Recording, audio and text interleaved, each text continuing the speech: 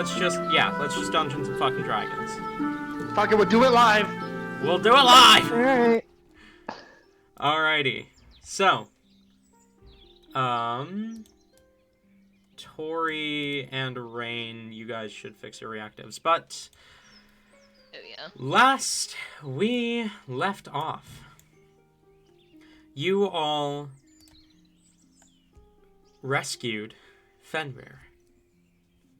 You actually did it. You saved Fenrir from her prison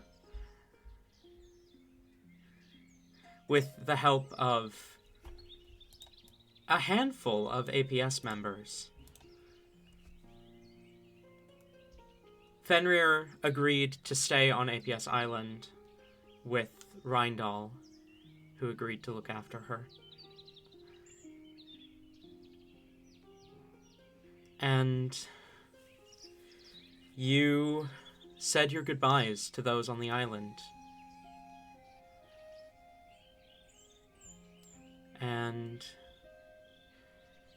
with the assistance from Dee Dee, teleported to the northern Foxwoods.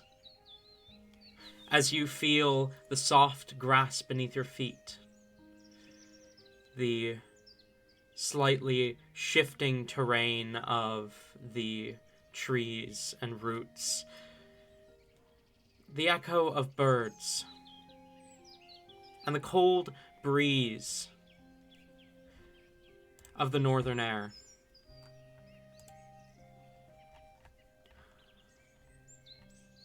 What do you do?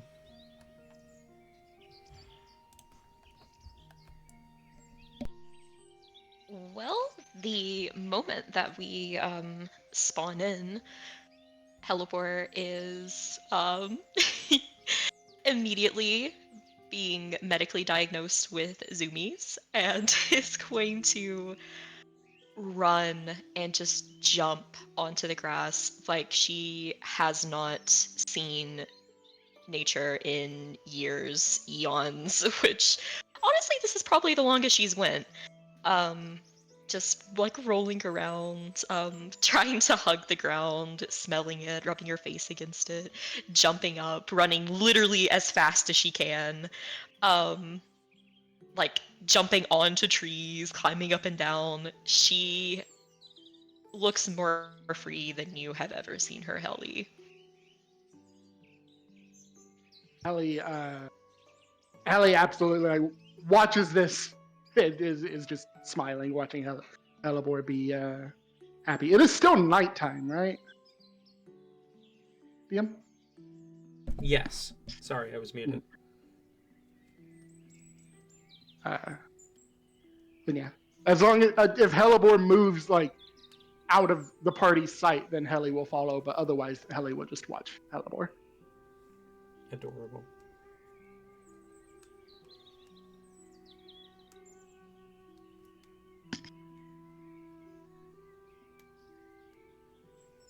So it lasts like a good at least 5 minutes before she kind of stops, like panting a little bit, and kind of just runs over and hugs everyone.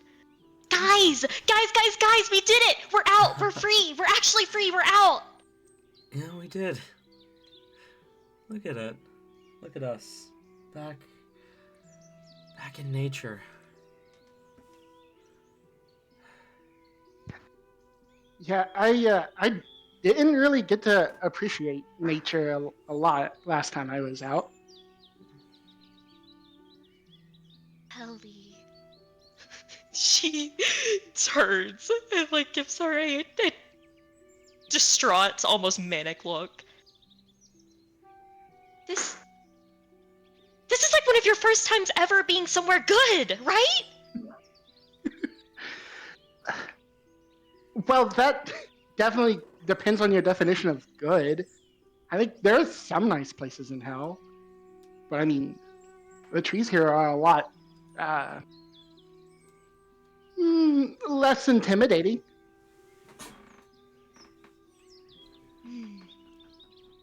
Okay.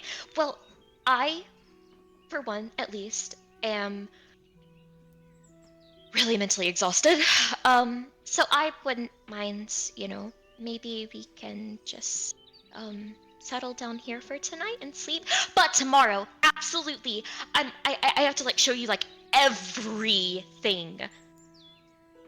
Wait, I meant to ask, are we kind of just planning on like sticking around here until I transform?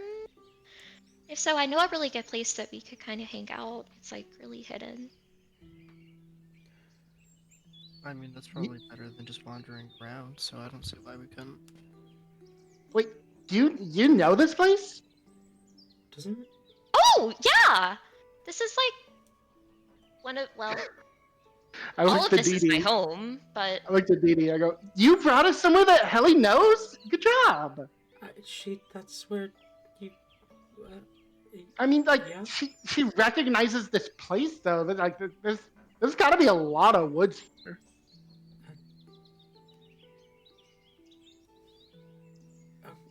Yeah. Yeah. Thank you. I think. thank you, Dee Dee. This was like perfection. You did a great job. You're welcome. I just, I took you where you said you wanted to go. Well, I mean, I can't just teleport people anywhere. That's like something to be really, really proud of. She smiles and kind of looks away a little bit.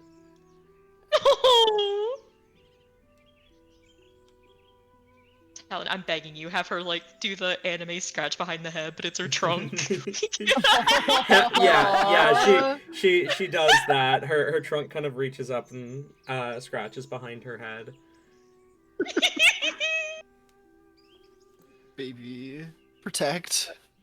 Helly will yawn and stretch and say, but yeah, I think it's time to sleep. She looks between Rain and Towson and then just looks at Towson and says, do you want to do the dome thing? Yeah. Rain will look over to Talzin. I mean, if we, yeah, I can set that up. Thank you. I'm kind of spent, unfortunately. No worries, I got it. Do we want to find somewhere specific first, or just like right here?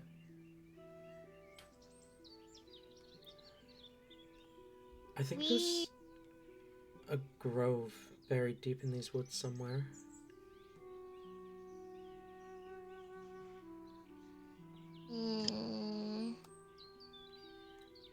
I mean, just to spend the night, we could maybe do here?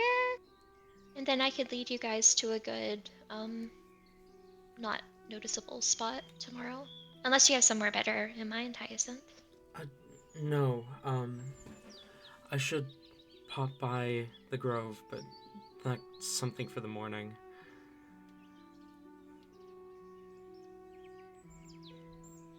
Not me actually yawning.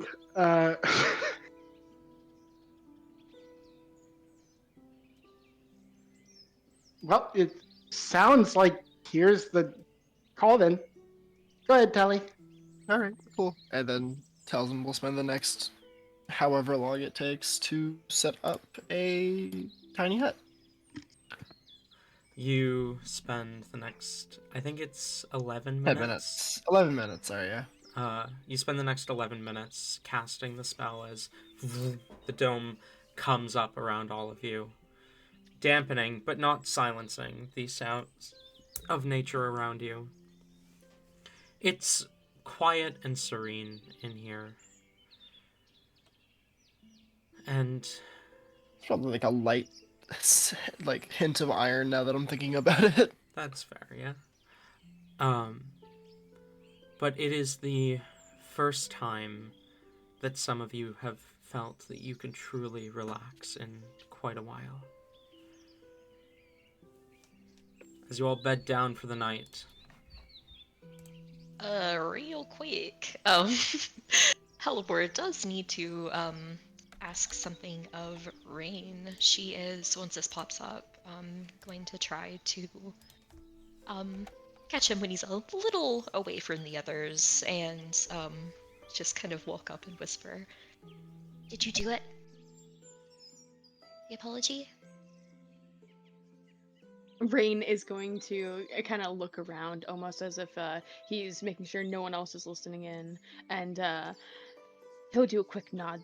I did.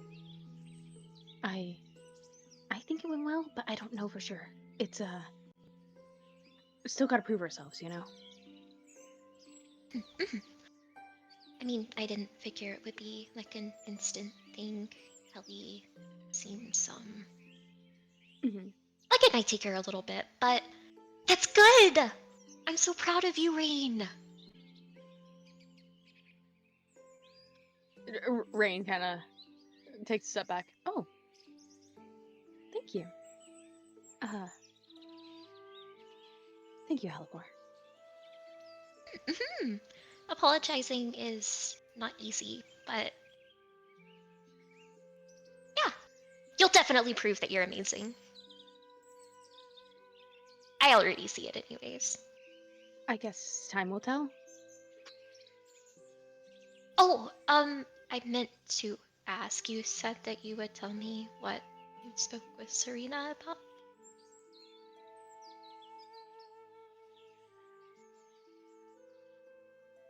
Did she mention anything about, like, Nyx? Or, you know, other stuff? Oh. Oh. I was given a mission to do.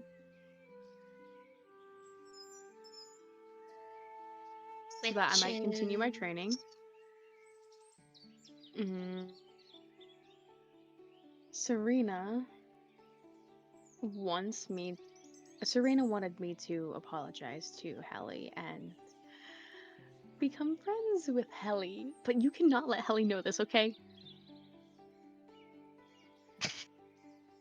I'm not doing this just because of the mission. I wouldn't do that. It just happens to also collide with the mission. Her smiles and definitely snickers a little bit. Don't laugh! No, this is a good thing. This is a good thing. I mean, that's honestly not what I expected, like, at all. Like, I figured it would be like, you know, a go around and, like, kill and mutilate X amount of people, or, you know, the typical necromancer things. Mhm.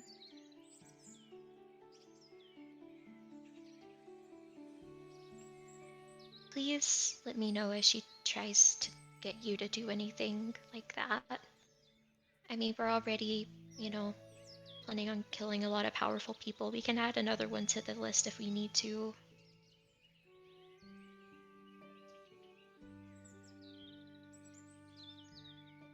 Of course, I will.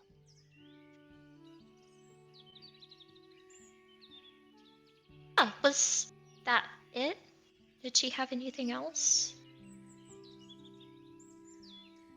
Rain takes a moment. Oh gosh, what were the names of those books? You were... I don't believe you were told all... You definitely weren't told all the titles. I think you were given, like, 2. One of them was The Life Forger. I don't remember what the other ones were off the top of my head. I'd have to double check the One's to do episode. with the souls. Oh, okay. Hang on. If you know vaguely, then I can pull up the doc that I've got with them all. Hang on.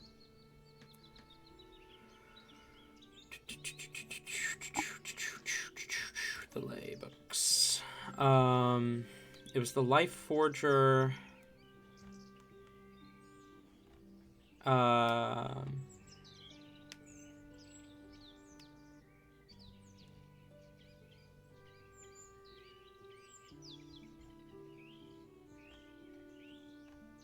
Are you sure it had something to do with souls? The Oh, life, no, I'm pretty we sure the it life was forger the is one able to that like create souls. That's how it makes life. It was something with Right. that because it was Slipping specifically lines. told to separate, how to separate Hellebore and the demon. Oh, That's what we were looking for specifically. yes. I don't have that one written down. That's my bad. I'll comb through the Yeah. episode later. Okay.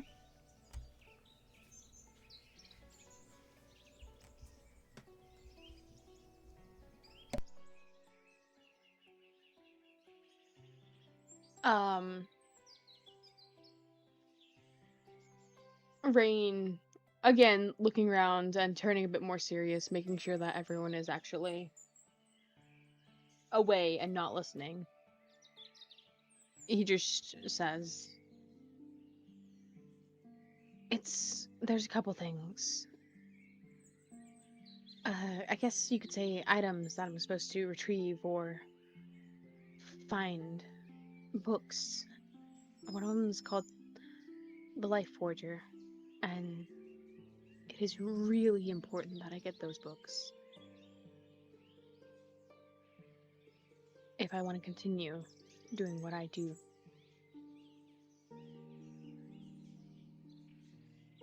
Her eyes nearly like there's she can't control it. Like her eyes like immediately widen and her mouth like opens a little bit and then like she clamps it shut so fast that you can like hear like her teeth like there's like a like pop as she closes her mouth. Um and then just kind of looks Rain around raised like an eyebrow. desperately. Uh, for what for what you You know it. do? No, what are you planning on like what do you mean like important for what you're doing?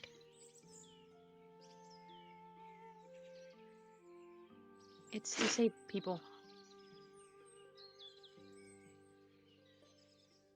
To save people?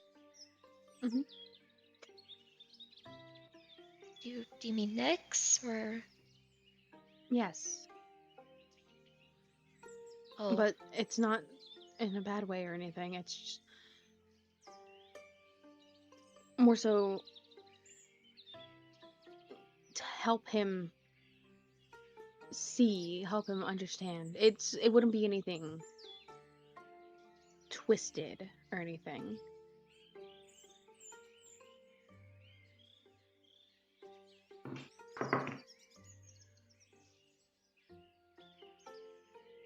Eleanor's tail is beginning to tuck and like she's kind of closing in on herself a little bit.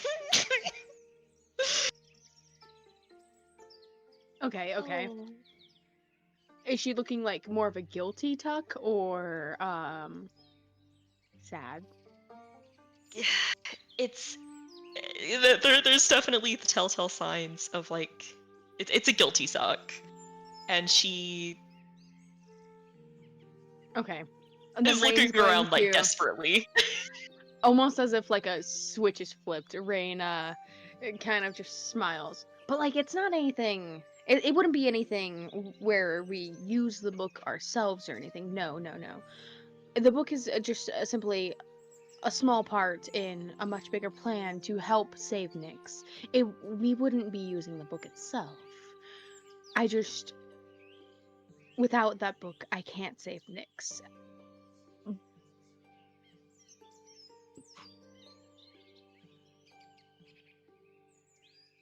Well,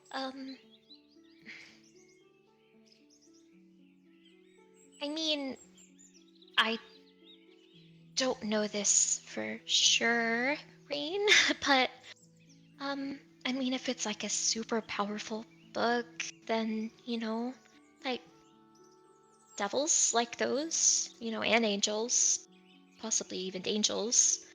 I mean, maybe you could ask, Helly if she's heard of anything like that. And see what she says. Helly. I mean, I could. That's true. I'll definitely do that. Helly's got to know something, right? I mean, Mm-hmm. it's kind of like her job or something. Mm-hmm. Okay, I'll ask Helly later. Mm-hmm. Mm-hmm. Um, are you sure that's the only way to like help Nyx? I'm I pretty mean, sure. Of course, other alternative avenues are being pursued, but this is the only one that's really been discovered, and it's not like we'd be. It would be for a good cause, so it wouldn't be twisted or wrong to do it. We're just saving our friend.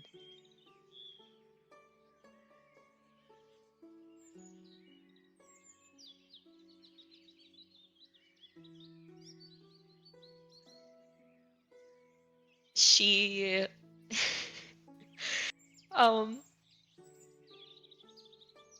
frowns, but it's like the kind of frown where like you're kind of like holding back tears a little bit. And then she just like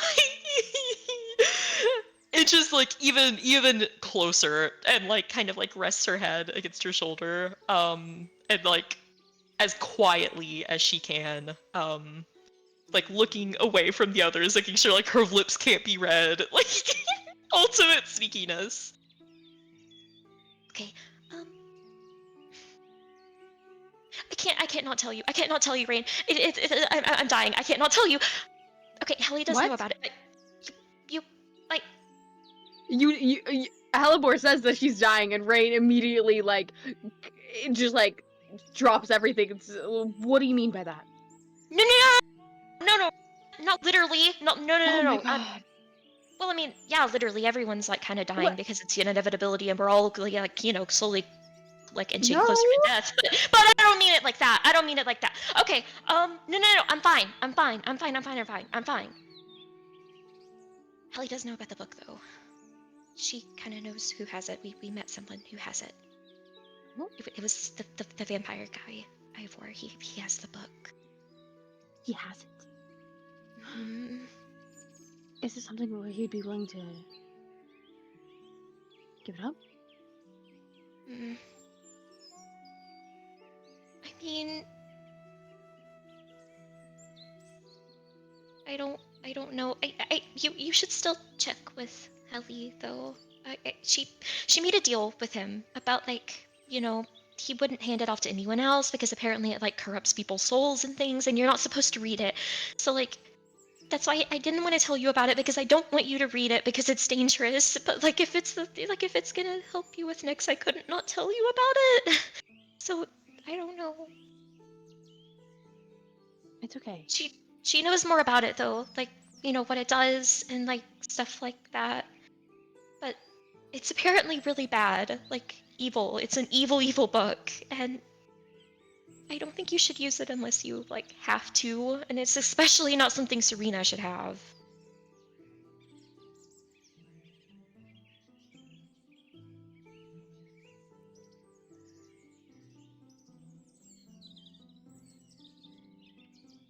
Why is it something Serena shouldn't have?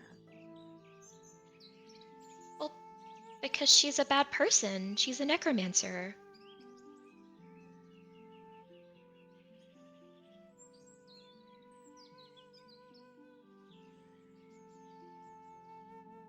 Ah, I see. I don't think Serena is the type to use the book, though. Not like that. I was informed that Serena's used one of those books before, and it took her centuries to even begin to understand who she was again. They're not to be messed with.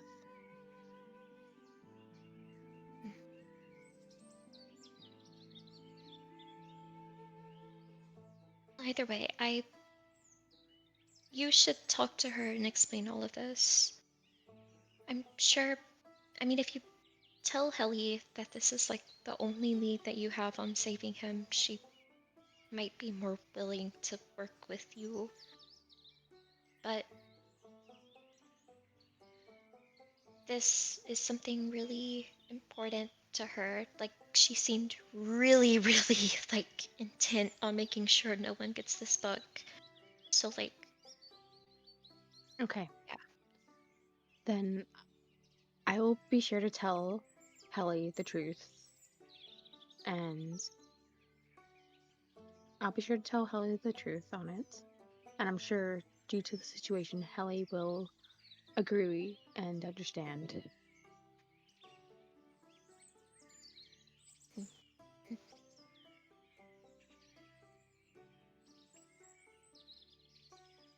maybe you could kind of just, poke around and, not not immediately say that I told you.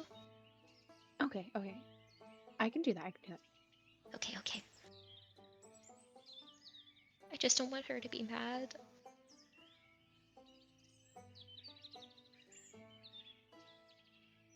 I'll conveniently find clues that lead me astray.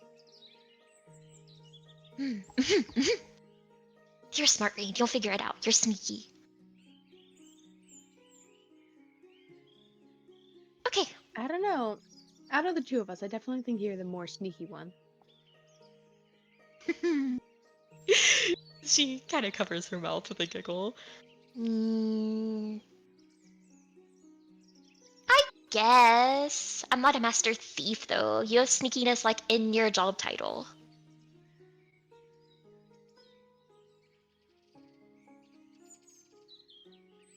I guess that's true. Alright, it is getting late though. We should probably make sure the others don't get too worried about us, okay? Let's settle in for the night. Oh, and Rain, you're, like, so totally welcome. Like, I'm officially inviting you to me and Helly's cuddle pile. You can have my other side. Rain just grins. Oh no, Like, they're gonna this start is a- fighting again. This is a malicious grin. This is not like a... you said the magic words. Oh. If y'all get in fights, I'm kicking you Okay. out of the hut. Hold on. I want to point out, Tori, that Calibor inviting Rain to their cuddle thing is like if I found someone else and invited them to our bed without telling you. Oh Okay, jeez. Helper is a fucking dog. She does not have, like, she doesn't have a concept. She just doesn't. I also feel like it's originally like, it is originally Hellebor's bed, so then it's like What did those you who were invited. on the ground? If Yeah, you guys and fight in my Hellebor's tiny bed. hut, I'm kicking you out. It's the ground. Wait, no, that sounds mean. Hold on, I want to retract that statement. Oh my god. Jesus Christ. All ground in this realm belongs to Helibor. Druid. Oh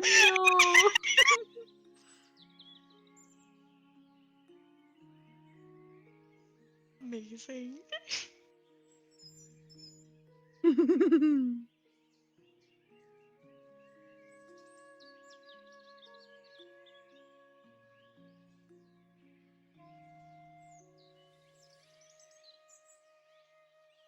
I guess we go to sleep. Sleepy Yeah, and Rain is times. totally hogging that side of Hellebore.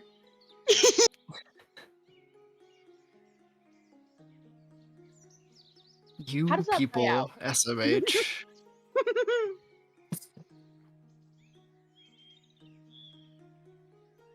God has died. Womp womp. Oh, I'm here. You guys make your way to bed. Is there any protest from Hallie about the whole cuddle pile? Yeah. thing? Yes. That's what I thought. Like, Helly, I assume, has already like set up a place to sleep. This is her first time camping out in the wilderness, so it has the novelty that I am sure it won't have in the morning. Uh, so she is proud of the way she has set things up, probably very poorly. And when Hellebore comes over, she is very happy until Rain keeps walking towards them. And she's like, what are you doing? Going to bed. Mm, Hello, Does- and I always sleep together. And Rain is No. going to wrap an arm around Helibor. No, you don't, because you slept in a dome taking the beds from us. You apparently don't care about sleeping with her as much as I do, so why should you? Oh, I simply fell asleep before everyone got back. Mm-hmm. And you didn't really care to drop the dome for us? It's not like I drop it automatically in my sleep. I mean, No. no? What? I mean, I figured that maybe Rain could just be on like the other side. I don't know if you've noticed, Tully, but like the ground can be kind of cold up here. So like if he doesn't have like, you know, like my fur Warmth to like a cuddle freeze and with, die. like he might get like a cold or something. I'd like to point out that, like, in the dome, it's a very comfortable, like, Yeah. warm. There's still probably some residual cold from the ground at least, Just- but No, the dome No, does it's specify magic. that it feels nice in there. amazing. But It's also, kinda I just close want to. to, like, a I just- soft, nice sleeping temperature. I only heard the very end of it. Did Rain just say, "What do you want me to freeze and die"? Is that what Rain said? Yeah, I don't think Ellie yes, that works. absolutely looked at him like, "Do you want me to answer that?" It's up to you. It wouldn't look too good, though, I don't think. I cast Ice Storm within the dome.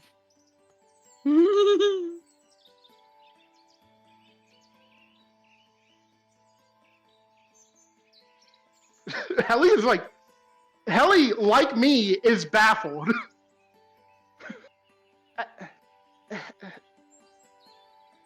Hellebore, Helly, there is another side, is there? Because, like, I mean, she, like, extends her wings. It's like, I wrap all the way around you. There wouldn't be any room for him.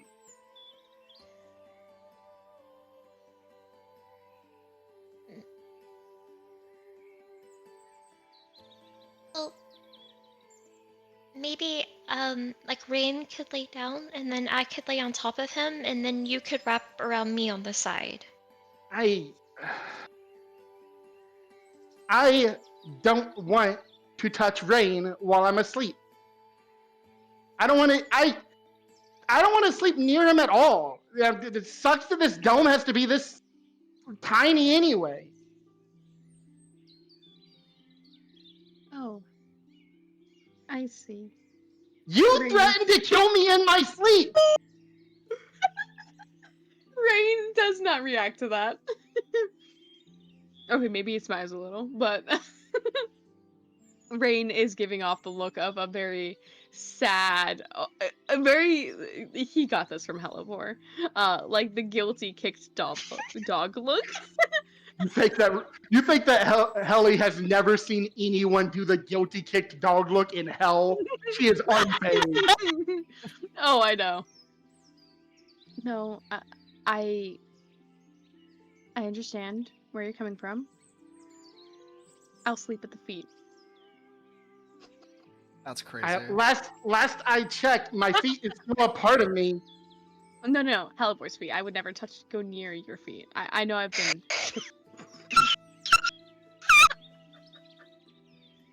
I like to think that Rain has, like, a chart gauged on what everyone's feet's like now.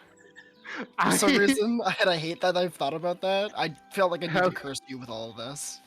Oh Helly no! glares at Rain, and Tabby, didn't want to pull this out so soon, and I wanted it to be a bigger moment, but I feel like this matters to Helly. So she says, You said you wouldn't try to do anything against me. You said you wouldn't try to aggravate me. Why can't you just go sleep on the other side? You've slept away before. I'm not trying to aggravate you. I was simply trying to comfort Helen. And you But This is This a was a- mess. this was a poor time to break that out. Ellie looks offended I that want you to. said that. No, I want to retract that, please. That was an Ayla mistake. I don't want to use that nickname yet. I'm sorry. I don't want to use that nickname yet. I'm saving that for a moment. Okay. What a fine mess we're currently in. I want to retract that. I'm so sorry. We're gonna. Rain, Rain said teleport. are you seriously telling me right now that before I came in here, every single night you would sleep cuddled up with Hellebore? I mean, usually Hellebore would come up to me first, but we did. Not every single night, but most nights, yeah, we did actually sleep together. Not every night? Most The- nights. I didn't know Hellebore my whole life. I said before Before you I looked at Hellebore and I'm like, he's doing this on purpose. No, I understand what's going on. I'll leave you two to it. Rain's gonna back away. Teleport gives like an incredibly like apologetic look. Like she's oh my god, she's going to like lift up her shirt sleeve and like she's a cat. So like she literally just like basically rubs her like hand against her fur for a moment and there's like an entire fur ball that comes off. And she just hands it over to Rain. And extends this ball of fur. Maybe you could sleep with this, and it's kind of like me. Oh my god. Rain is going to take this ball of fur like it is the most treasured possession. His eyes are just like wide with wonder. Hellebore, are you sure you shouldn't be giving out your fur like this? You deserve it, Rain. I shed a lot. It's not that big of a deal, but it's just It's not. I don't want you to like be without any fur. It's not the same as you, but I will cherish this and it will help. Ellie rolls her eyes. I see what you're doing, Rain. You're not sneaky. You might have them fooled, but not me. You're trying to make me look unreasonable by you coming up and convincing Helly that this is a reasonable thing to ask for, and when I get reasonably mad, you act like I'm the one that's being weird about it. What do you mean? What I just said! That's what I fucking mean, Rain! How is the request unreasonable? What? Helly pulls Hellebore into a hug. He goes, "This is mine. This is my girlfriend." I know she's your girlfriend, but you don't own her. Helly hadn't thought of that. I can feel the fucking. I'm gonna go get her soul. Mhm. I own her just as much as she owns me.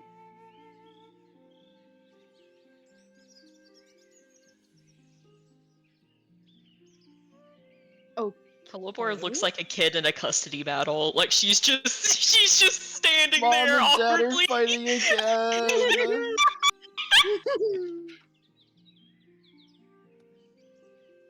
I'm not trying to.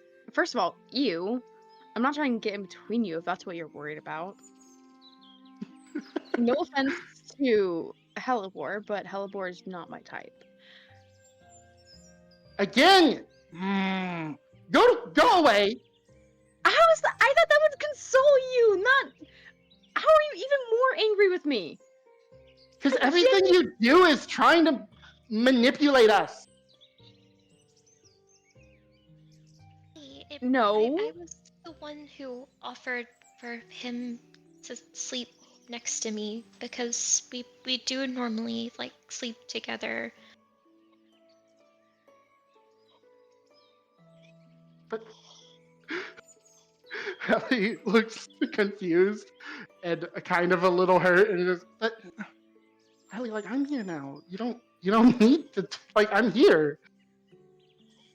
You, Of yeah, that course. bitch doesn't need me. Yes, she never did. No, I need both of you. You both mean a lot to me. I think I'm going to go to bed now. Yeah, go. Halson's sitting Rain's in going like to the walk other away. side, just like, please stop, go to bed, go to bed. I want I want to know. I didn't intend on that to be an intense fight. It's just that I wanted out of character. I need it. Like, am I fucking crazy? That's insane. To No, invite you're not. someone to No. this You're reasonable. No, it's very reasonable. That's That I will say that is very reasonable, Tabby. Hellebore and Rain were not raised proper though, so like they don't understand Mhm. that that's not reasonable. That's also So- where like I couldn't look around the camp and be like, guys, am I the only crazy one? Because no one here was raised properly. Oh my god. Yeah, You're we have- right. Am I the crazy one looking at Rain Hellborn, the literal slave child? Like Helipper has like the literal just wild animal like thing. Like she would just be like, "Oh man, I want to go to sleep. Okay, I'm gonna jump on this random person's lap." Like she doesn't have like a measure of, this is not a normal thing to do. I mean, I guess Hyacinth could be quote unquote normal in this sense, but like, we don't know. I mean, this is where like Helly has an intense feeling of possession, and like these things are hers, and other people are not allowed to touch them. No, Helly is completely like I definitely agree with Helly right here. Wait, we go to sleep. You all fall. Rain would summon Felix though to cuddle with. Okay. That's cute. Felix appears and you cuddle with him, and he seems a little caught off guard, but does cuddle with you. Night falls. And though nothing of note occurs during your rest, Hellebore, you almost swear you hear that song echoing in the background of your dreams. Ever so faintly.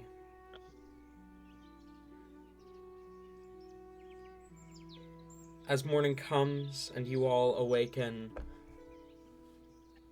what do you do? I do think during morning preparations, Helly is noticeably like she was very like, what's the word I'm looking for? You know, like her outfit and everything was very well put together. And now that they're out in the woods, it is already starting to look less put together. She's been outside of civilization for a day, and she's already losing her fucking mind. But still, this is the first day, so I think she would probably, as soon as she wakes up while everyone's getting ready, she would literally just like flap her wings and go and be in the air just to like bask in the sun for a bit. Cool. You fly up into the sky and just exist higher up. The cold morning spring air blowing through your wings. The sun shining down on you. The remnants of your grandfather's power.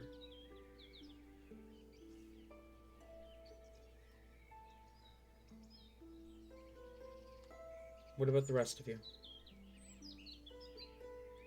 Rains wakes up and spends like the first half hour of his morning just making sure he looks flawless.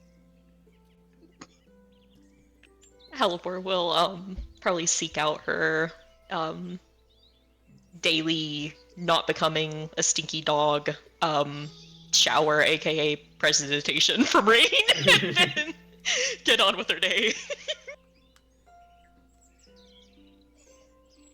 I don't think Taliesin does much. He gets up, he gets himself ready, he's ready to go. He doesn't do a whole lot. Okay. As the morning comes into full swing,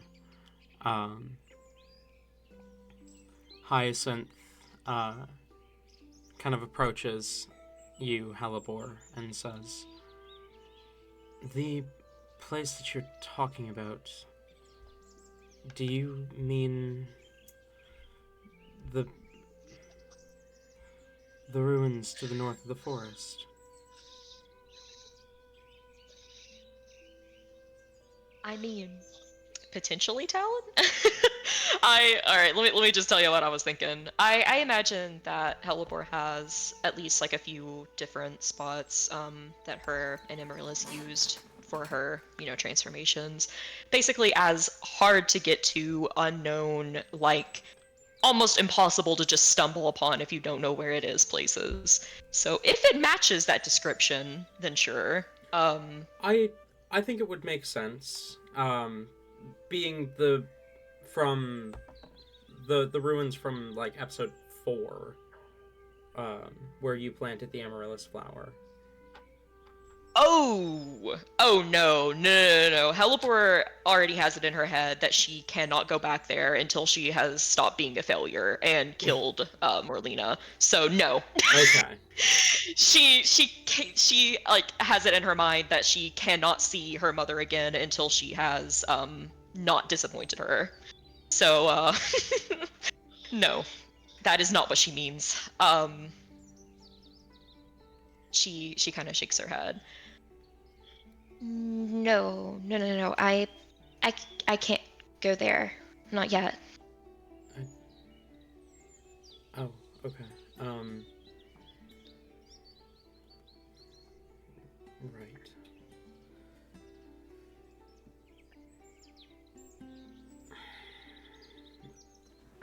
I was going to go. There's a grove to the south of here, just along the beach, at the edge of the woods. I was gonna go visit, just for a little bit.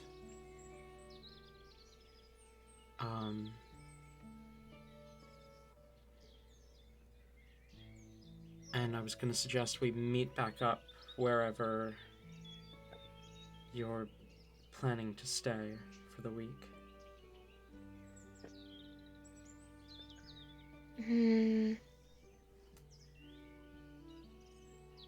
I mean, I could lead you to where that's at so you know where that's at and then go from there, maybe?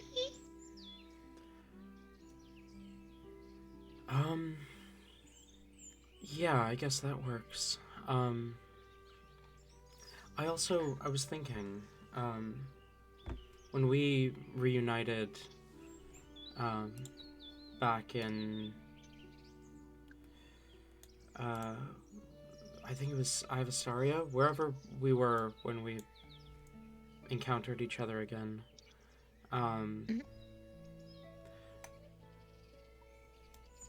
I remember it coming up. Your friend, Fernick, I think his name was. Didn't he live not far from here? Yeah, he lives in Oline. Maybe you could go visit him over the next couple of days. Just pop in, check how he's doing.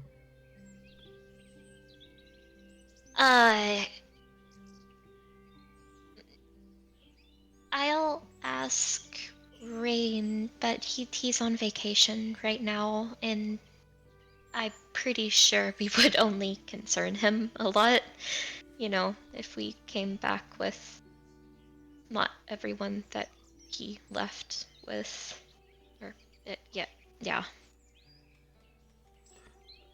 Fair enough. Just was thinking about that. Yeah. Let's get some food in our bellies and then figure out our next steps. You casually pulling up for next sheet just in case.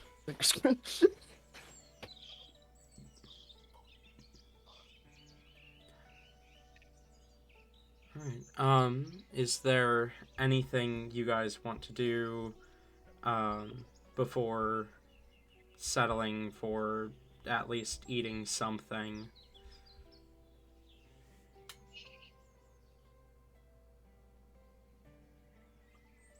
Not for Not that me. I can think of. I guess we eat and we probably head to where Hella was talking about. Yeah, I think we should get there sooner rather than later in case there's any form of delays or incidences. Okay.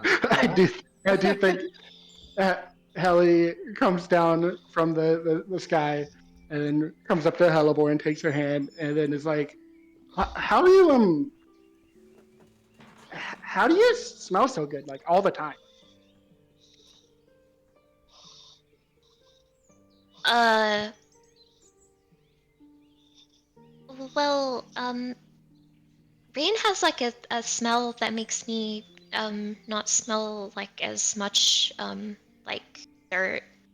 A lot of people don't really like the smell of dirt. I don't really mind it, but Oh no. Helly immediately deflates. It's like, "Oh, uh, okay. Well, we uh, should get going." I mean, you can also just well, are you concerned about the way you smell? You smell perfect, Helly. You smell Um, like brimstone. yeah, yeah. Obviously, I do, but I don't know. Let's just go.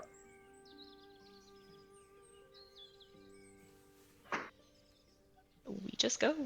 Okay. Deep in the northern Foxwoods sits a small clearing buried beneath the thickest part of the woods. If you did not know the route by heart, you would not know where to go.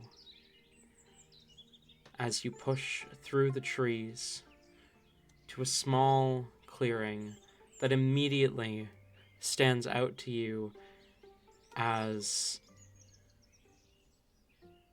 different. Claw marks rest along the trees, old and grown through, but the scars remain. The grass is green as if is greener as if it has been fertilized more frequently. And morn blooms grow in the center.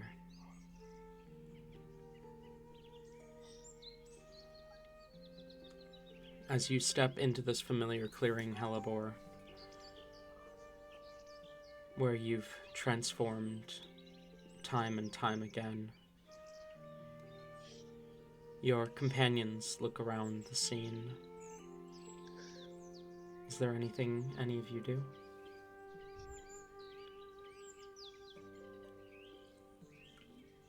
I guess we set up camp. We're going to be here for like a week, right? Yeah, fair enough. We could set up a more long lasting camp. We got tents and shit. Hell yeah. Hyacinth takes a good look, taking in the route, before he speaks up to whoever is listening. I'm going to head to the south end of the forest for now. There's a druid grove there that I want to check in on and see if they need any assistance. I'll be back before the new moons.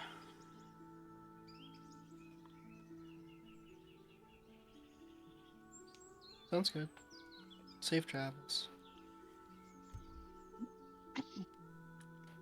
Stay safe, Hyacinth. You Be as careful well, out there. Hellebore. Thank you, Ray. Helly waves. Does not say anything. He waves to Helly, and then transforms into a small bird and flies off. Hallie instructs Philly to build a tent. Philly builds a tent. Make that shit right now. Wait, hold on. This is important. How does Philly build the tent? Is it with supplies you guys bring, or do you guys go foraging for them? Hallie did think that she would be on the road, so I do think she would have brought a tent. Mm-hmm. Yeah, I was thinking the same. Okay. Mm-hmm. And it's probably a much bigger tent than she needs. Yeah, of course it is. She's a princess. Makes sense. Yeah. She has a tent with a walk-in closet. That's wild.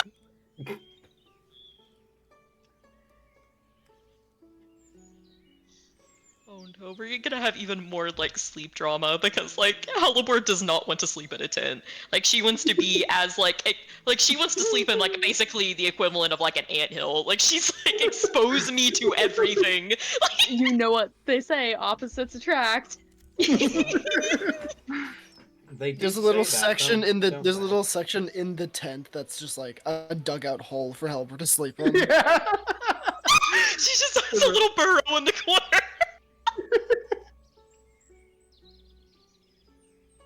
It's got like little air holes in the tent over there.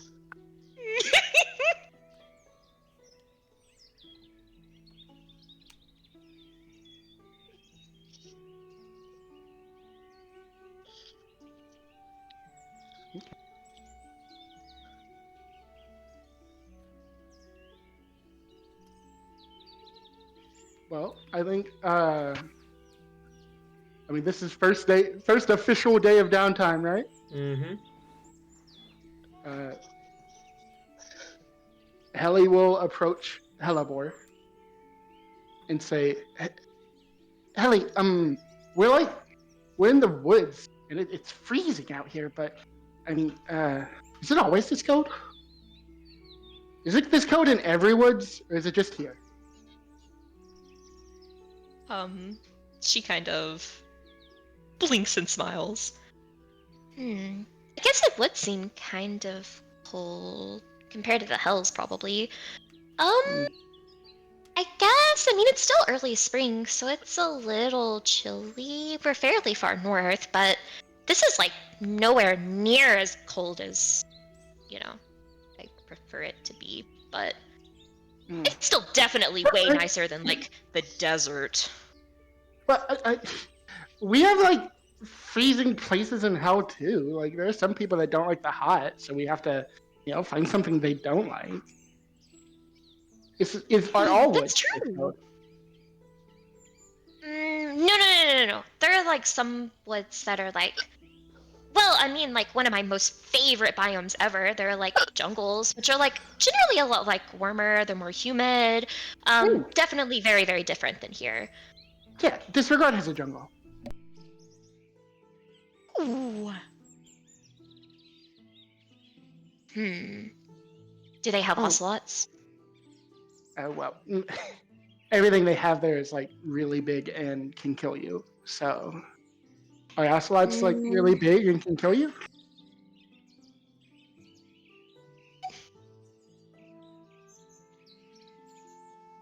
Generally, no. I mean, unless you're like not typically to people. They're more shy than anything. Probably not. Then, but we're in woods now, right? So like nature and stuff. So you can teach me, right? Her eyes widen and just positively sparkle as she very happily begins to nod. I can! Oh! Hallie, I'm so excited. Okay, before you can be a druid, it is like actually, step number 1 is you have to know at least 20 animal facts. So 20? 20 minimum. That's a lot of animal facts. Ooh. Do you know 20 animal facts? She actually looks just a little offended. Helly, My entire life has been nothing but accruing animal facts. I know thousands of animal facts. 20 is like like base level. That's like I knew 20 animal facts by the time I was like maybe, I don't know, as far back as I can remember, I already knew 20 animal facts. Is that why you're such a good druid? Uh I know you don't really have a lot to compare it to, since I don't imagine there are many druids in hell, but I'm I'm not. I appreciate the sentiment though, but I'm really not that great of a druid. Um, I'm like on a scale of like bad to perfect. I'm like room temperature. Which room? Mm, like a really normal room, like like an APS island room. Those are cold compared to the rooms I'm used to. Well, is cold better or is hot better in this situation? I'm sure you're fantastic and you're just being modest. And I love that about you. She puts all four of her arms behind her back and blushes. Well, thank you, but I assure you, I'm really not underselling myself. But yeah, no. I like totally like, I I need to show you around like everything, everywhere, and yeah, don't even worry, Helly. Like, if I can be a druid, literally anyone can. It's like easy. Ellie smiles at that and has probably heard similar sentiments often, and it's never worked out for her. So she is a little worried, but she's trying to be helpful. So she'll nod and say, "Great, so let's go find out some animals."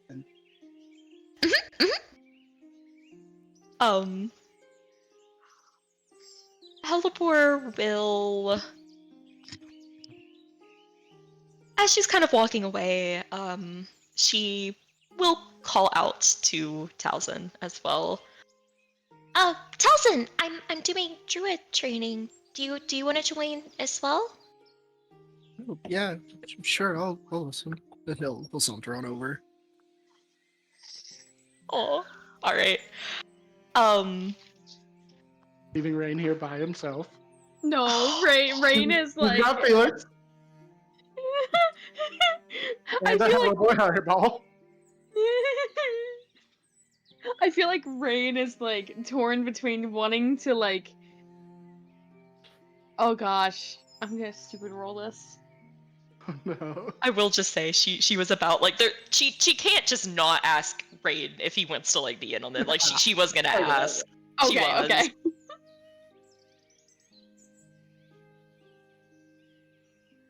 She'll kind of We have- wave and call out to Rain as well then. Rain, do you want to join as well? You can be a druid wizard, a dizzard, a wooid. Oh, Wooid! Wooid is crazy. I love it. I don't know. Dessert is pretty funny. Dizzard is pretty funny, but I think feel like- Wooid is also pretty good though. Talzin, the Dizzard Wizard.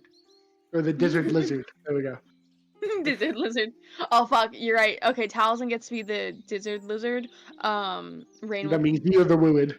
Yeah. The wooid.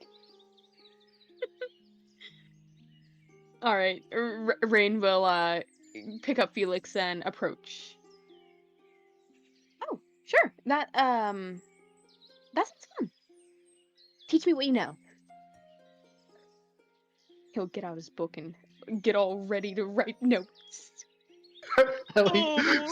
Helly sees Rain getting ready to write notes and goes, Philly, write notes. Yes, ma'am. Taliesin already having a book. Taliesin putting away his blood magic book to pull out a separate book.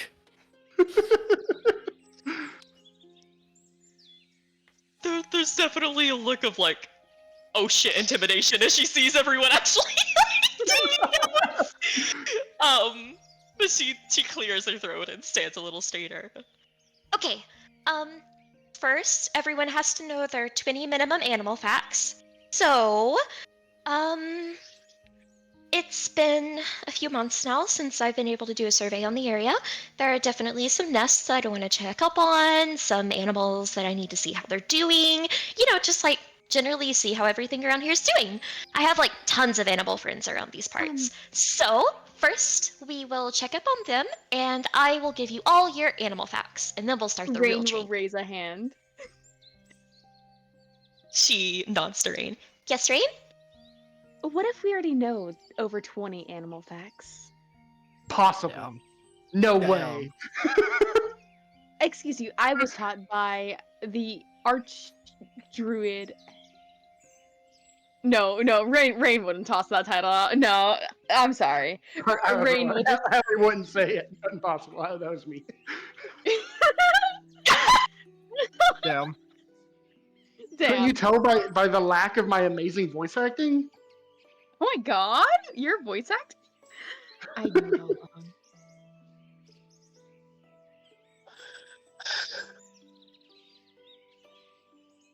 Well, Rain, if you already know 20 animal facts, which makes total sense because, you've been around me the longest, and I kind of have a habit of spouting animal facts anytime I see an animal, then that is perfect. You have the preliminaries cleared. Now we just have to get everyone else up to speed, and Rain, for you, I will make sure to put in some animal facts that are not ones I've said before. Some lesser known ones. Maybe I even need to getting learn into. new things. I'll drop you some expert level animal facts. Perfect. As we follow Hellebore, he leads into Rain. He's like, I'm gonna be an animal expert, and you won't even know any. I'll forget more animal facts than you'll ever know. Oh, Rain is just going to tilt his head to the side, and like that irks him a bit. Like that is clear. Like that sets him off, but he keeps his calm, and he just says, "Is that a challenge?" Very well no, then. they're fighting. It's a promise. I Continue. can't Follow wait to see you try.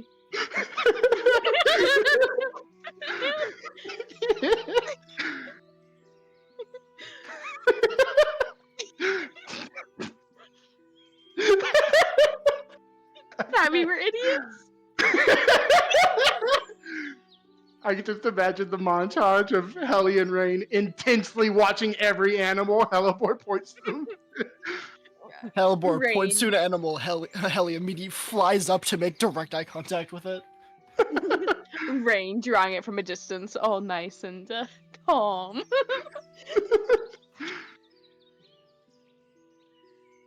Go on, Tori. But yeah, she will kind of just lead them around, check up on the wildlife. It is very, very clear, if you couldn't already piece it together from the way this little opening in the wood looks. She has obviously spent quite a lot of time around these parts. She is very, very familiar with everything, and basically just checks up and makes sure that she gives an adequate amount of animal and plant facts. Probably like I feel like this is like full tour guide. Probably maybe some animals that like she knows, or like, makes new animal friends, calls some over, has like some animal petting exhibit. Like she has like the full experience for everyone. Yeah, I was over here getting ready to write down the 20 animal facts you were gonna throw at us. Can I roll intelligence to see if Helly can absorb as much knowledge as possible from this. Can Go I ahead. also roll I Go intelligence? imagine ahead. we're all doing this. Go ahead. All of you roll intelligence checks. Who gets to absorb the most Beautiful. information?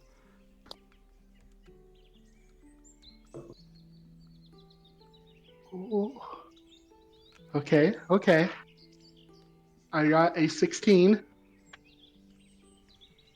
Ooh, Rain? well, I just got an 18. I got a 22. Oh, damn. I got a 23. Ha! Yes! Okay, Taliesin Taliesin absorbs keeping the quiet. most.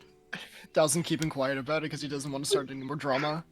As you are moving through the forest, Hellebore, there is a set of ruins towards the western edge. Not like along the edge of the forest, but closer to the western edge.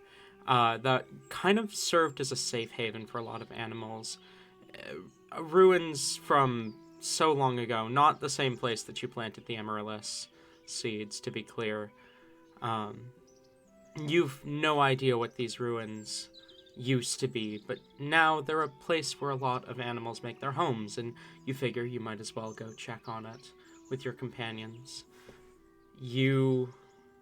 As you come to the clearing, as you come closer to the clearing of that ruin, you see scorch marks on trees. Then clear signs of fire. And some paths that look like they were burned out of the forest. Then you see the first body. Humanoid, dressed in a cloak with a mask. The Cursed Ones. The body has been long dead, days at least. Then you see the next body, and the next. And you come to the ruins and see maybe 30 bodies within the clearing. All appear to be the Cursed Ones, struck down by varying weapons or magic. Some kind of battle happened here.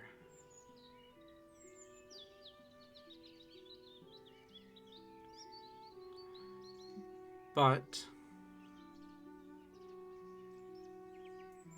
it seems a lot of these bodies have been put to use by the local wildlife.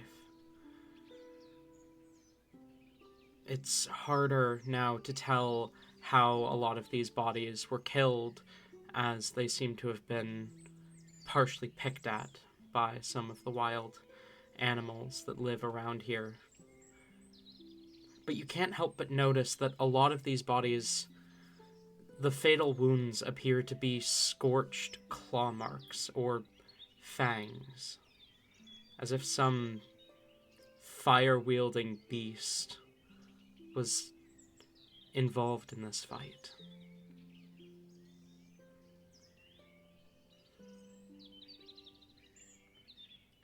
But the animals seem to be doing well. And this clearly happened days ago now. Maybe a week.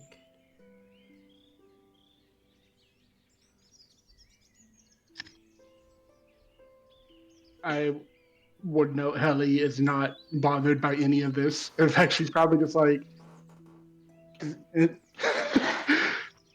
So, Helly, what did this? What kind of animal did this?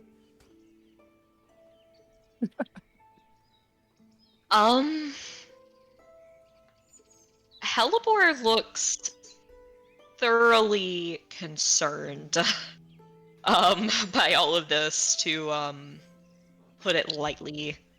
But at least with the, animals seem to be doing okay, that is keeping her together a little bit.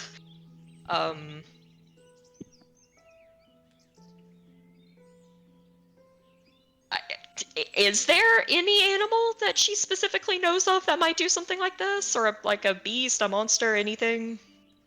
A phoenix. I don't know. Within Within these woods, specifically, you have seen wounds like this before, but usually it's on predator animals.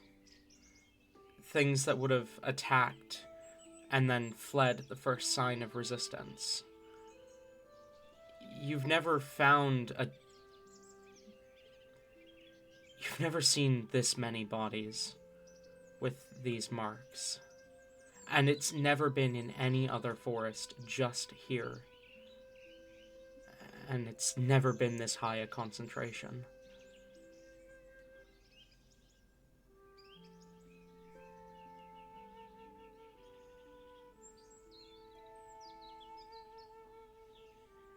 Okay. Yeah, start investigating the bodies, seeing if we can find something. Again, Helly has absolutely no context if this is weird or not. I mean, I would imagine by the way that, like, Helber's a little speechless, but, like, I think you can tell by the way that she is approaching this that this is not the norm.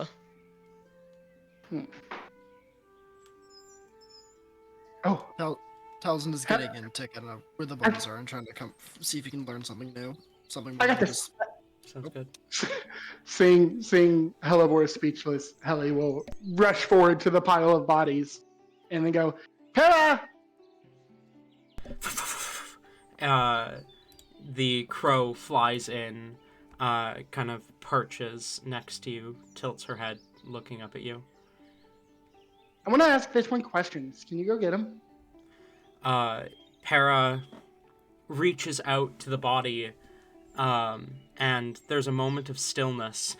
Then the body raises and regards you lifelessly. That's a trick. I looked at Hellebore. They'll answer our questions. Usually, honestly.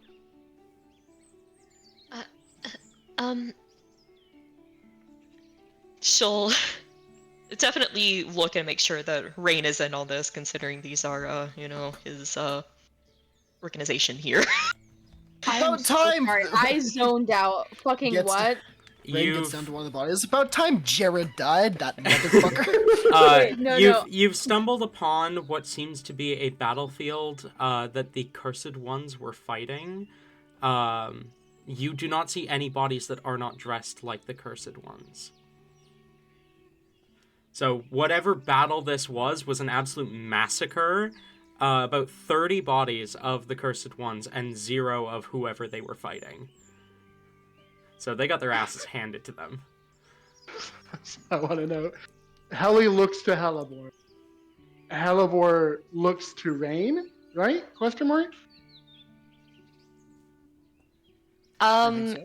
Yeah, like, whenever you ask kind of, what question, she will look to Rain first to see if he has anything. Then, as soon as double Hellebore check. looks to Rain, Helly turns away and is just like, "What did this to you?" Like, does not have any interest in what Rain says. The royal bodyguards.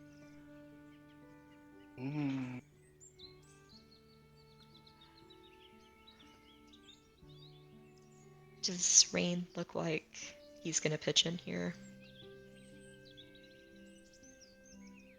I'm gonna say no. Right now, Rain is not. He's looking around, surveying the damage, trying to piece together, like, how people fell when they died, what exactly happened here. Mm-hmm. You and Taliesin can both roll investigation checks, because as far as I can understand, you guys are both doing that. And we'll come back to that in a second. Did you deserve it?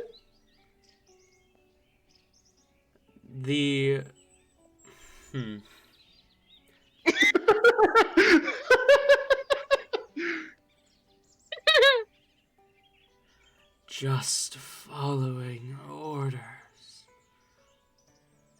We get a lot of those. Why are you going after the royal people? Following orders. Hmm. Whose orders? I need to remind myself of their titles. Hang on. Your fucking mother! Is it those three, Talon? The Dark Three. Hmm. Rain takes a step back away from the group. Did you there's a lot of you dead here. Did you completely fail, or did you do what you were trying to do? There were adventurers, a fox, a tabaxi, a half-elf, a tiefling. The spell's power wanes. You can ask no more questions. I look to the next body. You go, Para. I can do this at will. Damn. The body regards Oh my God. you lifelessly. Damn, that's kind of cracked. I'm not gonna lie. Holy shit. Hey, take it up with Gary Gygax, okay? That's my warlike feature, my Dude, eldritch invocation. To be fair, each body can only be can only have the spell cast on them once. So But what, you can ask like 4 Yeah, questions across 30 five bodies? questions per body. Yep. That's fucking I mean, crazy. we can roll luck because it's like if they have like a destroyed head or jaw, they can't do it. So we can roll to see how many of the 30 of them have functional heads. Unfortunately, this combat was a Wanderings combat. So Oh. this is not something I can roll for. And they all died like this? Okay. Sorry. You get a total of 150 questions, by the way. If you choose to use all of them. This is gonna be the longest questions of fucking the longest game of 20 questions I've ever seen. The corpse regards you lifelessly. It's just the fucking. We have to waste our questions. I have to do an honor among thieves. All right, bet. Rain can't participate in this though because he's too stuck in his own head right now. I'm sorry. Towson is still rooting through people's belongings and shit. Okay, the first question Helly will ask is, hey, did you deserve this? Just following orders. Yeah, that's boring. What's your name? How dare you? Steven. Thank you, Steven. Very cool. No last name? No.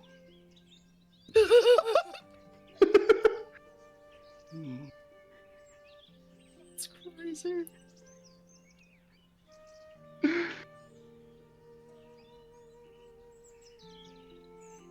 I looked at Halibor. You got anything? I would know that was a question. I was thinking about it. The corpse responds, no.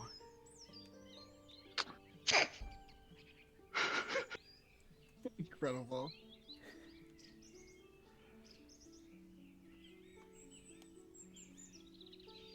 I'm trying to think if she would. I mean, I gotta ask, what are... I'm trying to think if this should be an in-character question or not. Like, I'm trying to think what Towson is trying to figure out by investigating that we don't already know now. He's just kind of like doing it for the sake of like doing it. Oh, you know what? Heather said, do you have anything valuable on you?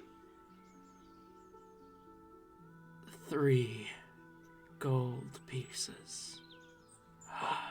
The spell's power wanes. You can ask no more questions. Do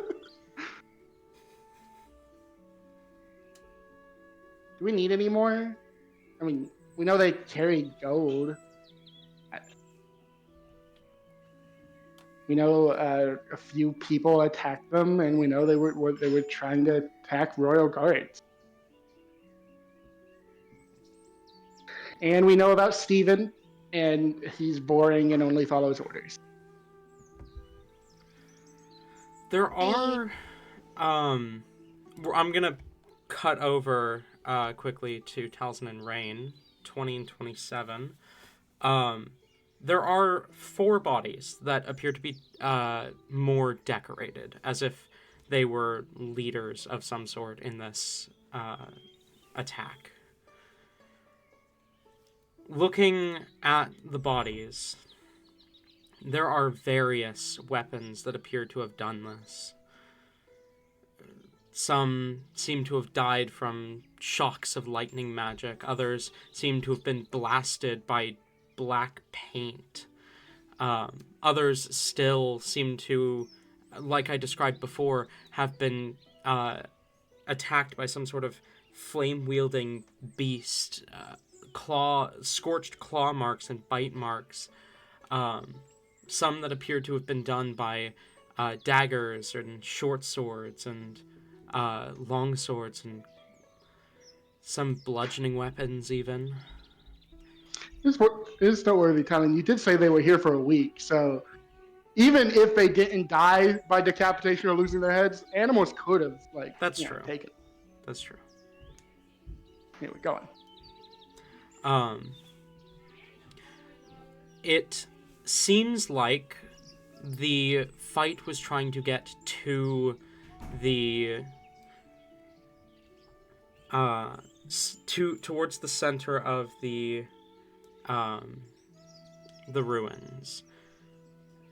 Scorch marks seem to imply the existence of fire elementals within this combat, and with the path that the scorch marks lead, it almost looks like they were trying to get below. You find a trapdoor that seems to lead deeper into the ruins, and it seems like that was the destination, the target. But by the looks of things, they didn't succeed.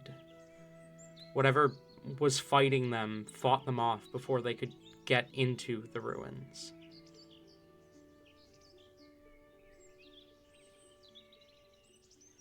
Do you want to help me open this, or do you want to alone?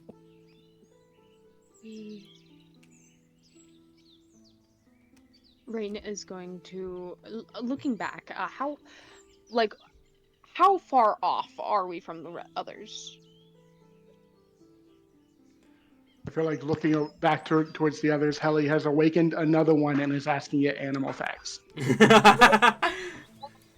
Nice. Rain just Don't- slumps his shoulders in disappointment. I don't imagine that we're very far away. Helibor No. wouldn't want to be super separated. We should Plus, call the others over. the battle seems to be centered around the ruins anyway. Okay. Talzin's still gonna open it a bit, look inside. Wait, Creaking careful. It could be trapped. Creaking open the trapdoor just a little bit.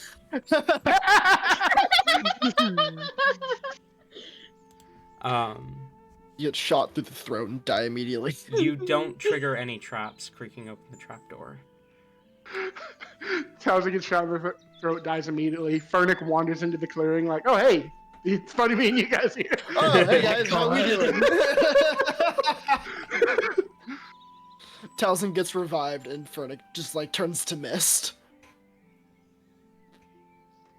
Just a memory. He was never there. I was muted, but I need you to know I laughed at that.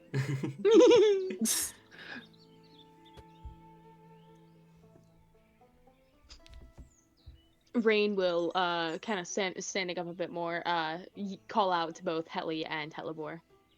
Hey, we found something over here. Really? Birds do that? Really? Huh. Okay. Yes. The spell's power wanes. You can ask no more questions. I thought that was a response to me. I'm like, what? What the fuck are you on about? We found it. Huh? Rain's Birds are not pretty an cool. owl. What the fuck? Anyway, Ellie will begrudgingly come over to where Rain has called her. Helibor will as well. It looks like they were. It looks like they were defending this. Or someone was. More so, they were trying to get in. This might have an artifact. I'm gonna check it out. You guys coming? Talzin's already down there. Talzin is already down there. He's got like a stone he picked up and cast light on so he can see. Like, Helly looks to the bodies and starts counting, and then just says, like 100 of these guys just died trying to get down there. Are we sure if we try, someone that isn't going to kill us? It looks fine, guys. You can come down. That's not Talzin anymore. He's already gone. We have to go back. We have to leave him. All right. Oliver will just look to Rain and kind of nod. Well, if you're gonna look inside, we should as well. And it might have something useful. There are several things I'm after regarding relics and artifacts, after all. If one of them happens to be here, that'll just be my lucky day. All right, let's go down then. Okay. You enter into the ruins.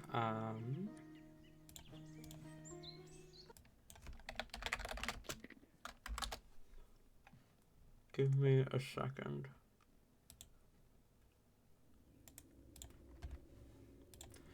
Um, 70 by 60. Alan, do you really have a dungeon on our downtime session? I wasn't expecting you guys to go in. What the fuck, Talon? If you put a trapdoor there, of course we're gonna go in! Yeah!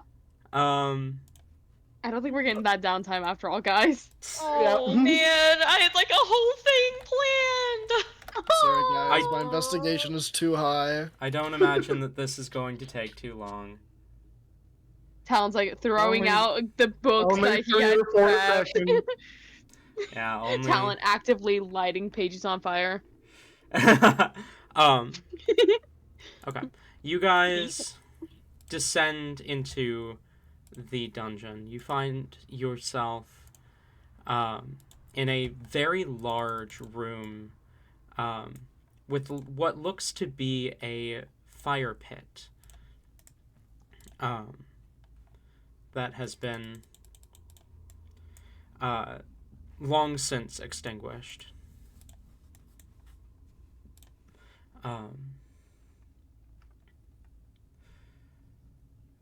You see a door to your left and a door to your right, both of which are closed at the moment.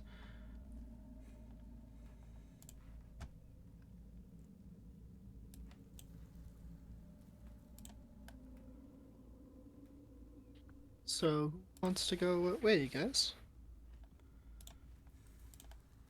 Sorry, what was that, Vernick? Fuck! Brain starts hearing things.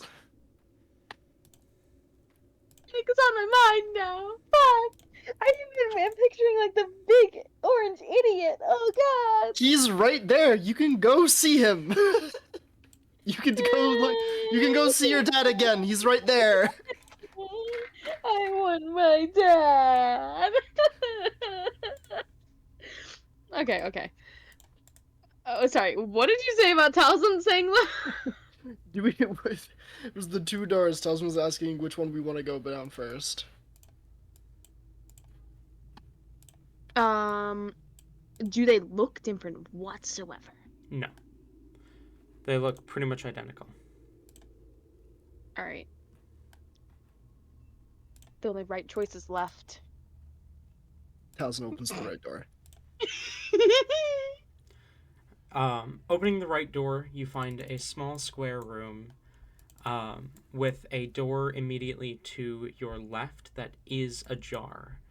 Through the door to your left, you see a long hallway with a few skeletons that appear to have been slain by the same weapons as the combat from outside.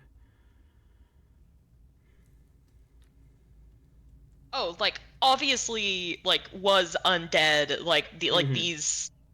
Yes. Okay. All right. Well, you didn't. Talon, you can't put skeletons in here and then not have like this take forever with Helibor freaking the fuck out. All right, wonderful. Let me go ahead and start this. They do appear to be dressed in crystalline armor bearing the crest of Monmore. Oh, so okay. Even better. Helibor immediately yelps, screaming loudly whenever she sees the skeletons, and like immediately like runs back until like her back hits the wall. You can hear her breathing like start to pick up. And she immediately like reaches for her scythe and holds it out. Don't go down there! This is skeletons! Skeletons! Well, they kind of already look dealt with. So No! They don't die. They don't die. They're already dead. They're already dead. But they go and they never die. They never die. They're undead. yeah, but there's Whoa. scorch marks all over the place. That doesn't matter. They're getting. It's okay. Then we can Look. leave. No! Look! This is. This is. This is the place. This is the place that they're gonna have the ritual at. This is I where mean, it looks like they already kind of tried. I don't know if this was the rest hunt that necessarily did it though, but no, the one that's happening on the first. It was Does it was have to be Monmore's here? barracks is what they said, and like that they're wearing the crest, so this is probably it. Does Okay. it wait? Does this it is- have to be here? The ritual? Like, will it not work if it's not here? Well, they're typically at places that have religious significance, So why don't we and burn are it down? underground. Why don't we Burning it burn it down. down? the significance is still here. It would still. It's not just. We found one way in. We just bust it down. Break these tunnels. Yeah, I don't- that's not a bad idea. I still don't think that would work. After all, the significance isn't just in what was necessarily built here. It is all around. It's in the dirt.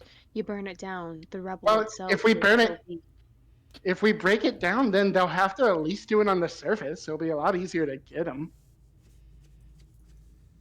They usually have some sort of backdoor or alternative way in. Then we go through till we find it. Okay. we gotta what if leave. they have a teleportation spell? So what, Rain? Are you suggesting we just don't do anything? We know exactly where it is. Why wouldn't we break it down? No, I'm suggesting we trap it.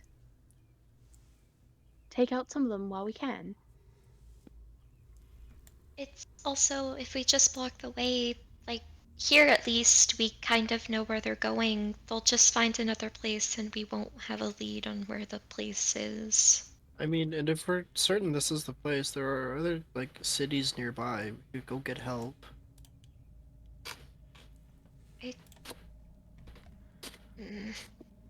The help option didn't really turn out very well last time. Like, I have a thing I could bring up, but I don't also want to like force people to bring Fernic back into this if people like. I mean, Cause like we were there when Hyacinth mentions like, oh, Fernic's right there. It's like, well, Fernic knows and has connections to powerful people. We could absolutely go to him, get That's- the people, and then come back here. But I like, I think don't want to that- bring that up. I don't want that's to like. up to you whether you want to play Fernic and Towson at the same time. I If mean, you're with that, you could absolutely have Towson. I'm be not a- like, "Did I'm you not say against something?" Yeah, I no, mean- I'm not against it at all. It's just like I don't know if I want to like I don't know if I want to like force that onto people if we're not wanting to do that. I Sure. need Bernick to see Taliesin and just be like, "You're adopted. Mine now." This is true. This is true. You're gonna be gone the next few weeks, right? Oh True. shit. That's a good point. Well, next week is be getting set up for orientation, and then after orientation is done, my 2 weeks start. I'm gonna hand in my 2 weeks, so I have a couple other weeks. Okay. And during that time, I'm gonna try and have everything set up and ready to move like the moment I need to. So I could like do it all at once because I don't have a lot of stuff that needs to be brought. Like I'm gonna buy a new desk, a new mattress, and everything anyways. We are not good at downtime sessions. Yeah. I mean, we could spend the downtime at O-line. Like, we're here, we get this set up, we go to O-line, explain the situation, and then spend downtime there. The reason why we're not good at downtime sessions is because Secret Keepers is usually only some sort of like role play session. It all goes back to the damn Secret Keepers. Those fucking Secret Keepers. I don't know, man. I was just gonna have a cute little like druid teaching thing, you know, and then a trap door appeared. We have a week! We don't need to do all this immediately! Yeah, but this was supposed to be our downtime session. Like, where we handled all that. Anyway, though, does Towson bring up Vernick? Towson would be like, well, Hyacinth did mention that your other friend was close by. We could go get him. But he's on vacation.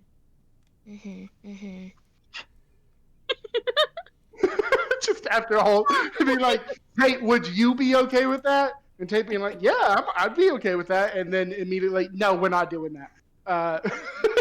Thanks, guys, for luring me into a false sense of security here. My bad. I'll keep my fucking mouth shut next time.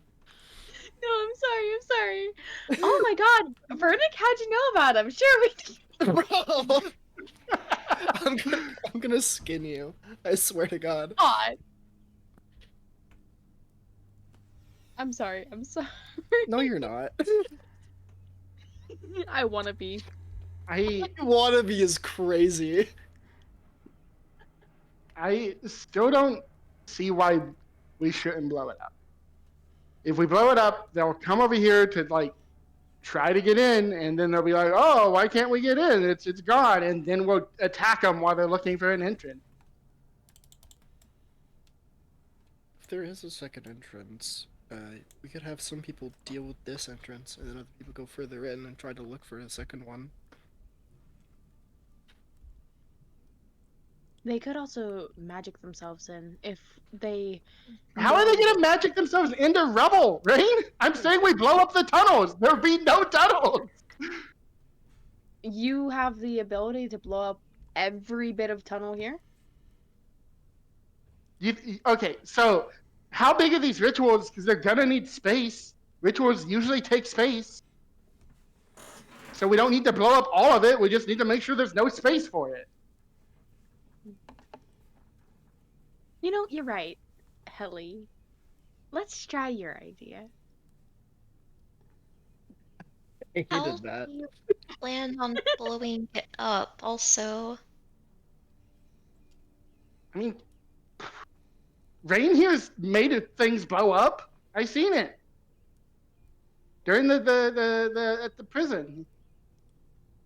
We I mean, just need that's to more make of like fire than explosion. Oh, If I left we- my explosion stuff. Well, actually, they are here, but not here. They're up. If we just make the rooms like unstable, they'll collapse in on themselves. So we just need to take out the supports, if there are any. There are pillars within the hallway that you guys are having this conversation in. Hey Target guys. Lulu. Target Lulu. Target Soraka. Target Lux. Other support. Anyway, go on. Oh, I get the funny. There's also, now that you're kind of taking a look around, there appears to be text along the walls. Do any of you speak Abyssal? I do. You, Helly, recognize the text. And I need to dig through my Wanderings notes real quick. I swear to God, if this text is like an abyssal, it's like this place cannot be destroyed, and like, because Ellie would have read that before she suggested No, it. it does not say this place cannot be destroyed. This place is the holy sacred ground to your mom. Thou mother perish. But no, it could be.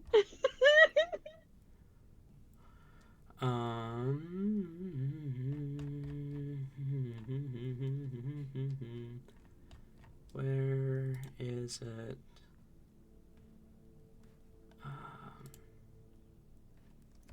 There. The text on the wall speaks of a heart of ice, a demon lord's heart that has been hidden within these halls. That is even more reason to blow this place up.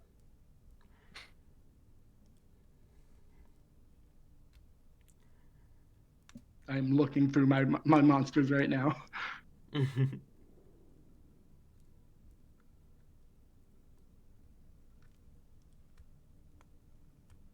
Is this place built up like a mining thing? Like there are supports and stuff? There are pillars. It looks like this was some sort of catacombs, almost. If we can just find the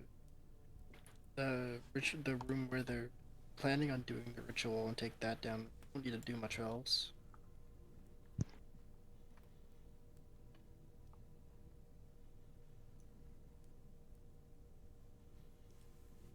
Helly will look to Helipor and say, Helly, you have to see, like, doesn't it, if they really want this place and they've already done a few rituals, why wouldn't we just destroy it if they need it? Helibor, a voice presses into your mind. These lands are too desecrated for a ritual of their caliber. You will not find the answers to the crest hunt here.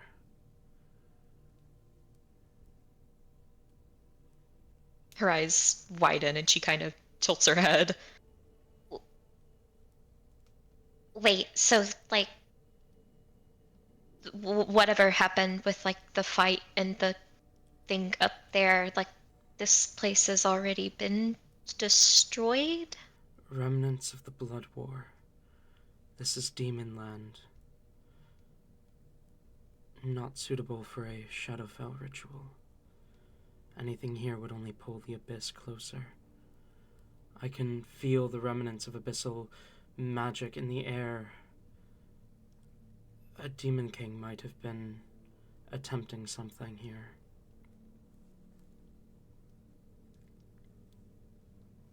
I don't think they succeeded.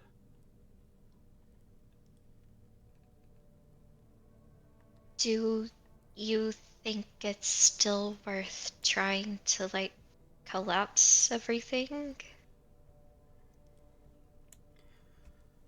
If you believe that this place may still hold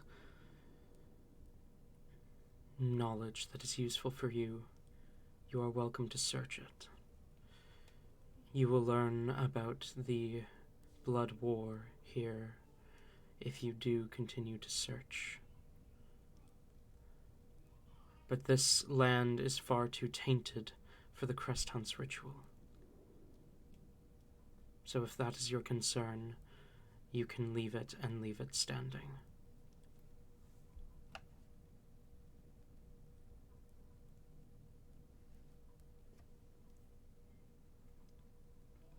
Okay, thank you, Zayas. I will report my findings.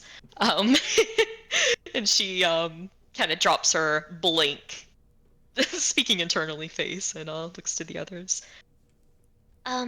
Apparently this place isn't, like, it's too demonic to do a ritual, like, for the crest hunt, because it's already been, whatever they were doing here was, like,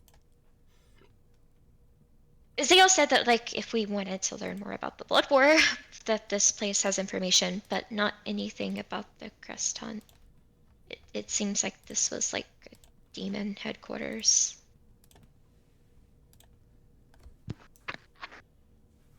So Glances at the wall, the writing, and then back to Hellebore. Helipor looks noticeably disappointed. Well, if it isn't anything that we're might as well just leave it alone. Yeah. I'm fine with just leaving it alone. I'm not really keen on looking more into skeleton infested hallways if I don't have to. I'd This love to Okay. hear does more about the seem birds you were talking about, so let's just go do that. yeah. Um this does mean we don't really have a huge lead on where they're gonna be next, though. I mean, I We'll guess there find was them. the circle. Don't worry about it. We'll find them. Come on. And Helly will take Hellebore's hand to try to urge her out of this place where there's demonic writing on the wall. Don't gotta worry about demons, they're long gone! Hear like one start whispering in the background, long gone!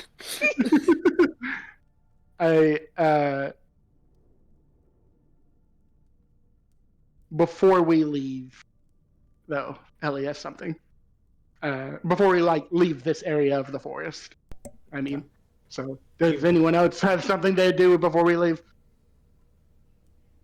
Nope. Helibor will just because there was, a little bit of burntness, she will cast a quick plant growth just on the area, just making sure, everything is as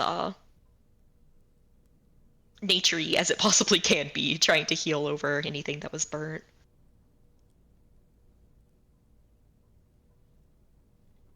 Fair enough. You put into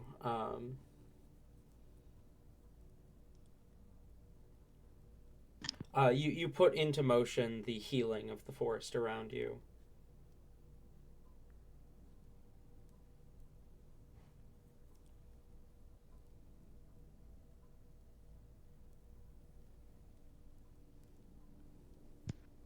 Does Rain or Cosm have anything?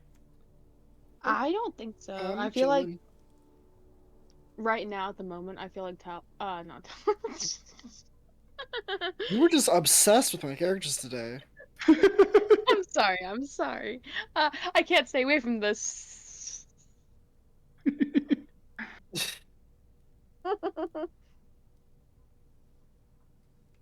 Rain wouldn't really be doing much. He would be uncharacteristic words uncharacteristically quiet for now. More so just like trying to hang back, moping. Oh. Poor boy. Honestly, I say L. Big Womp L. womp. Okay, well, as we, I assume, move away from the bodies to do more animal things, Helly will bring Philly closer to Whisper and say, "Draw a map to this place." Sorry, one more time. Draw a map to this place. And that's to To Philly. Okay. Yes. Philly nods and will begin to sketch a map. Right. All right. Wahoo! Right. Helibor will go ahead and lead her happy little druid troop to The droop, if you will. the droop The druid. trying to get the the atmosphere back. Will begin to kind of head back the way that they came, and maybe stop somewhere that has maybe like a overturned like tree or something, like a dead tree that's fallen down, somewhere that she can kind of like sit on to overlook her students before she begins her actual teaching. She sits down in a cat loaf and looks over the others. All right. So, is everyone confident on their 20 facts?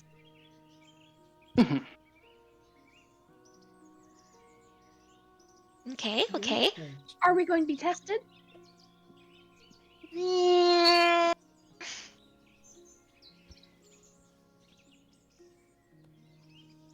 If Rain, you want.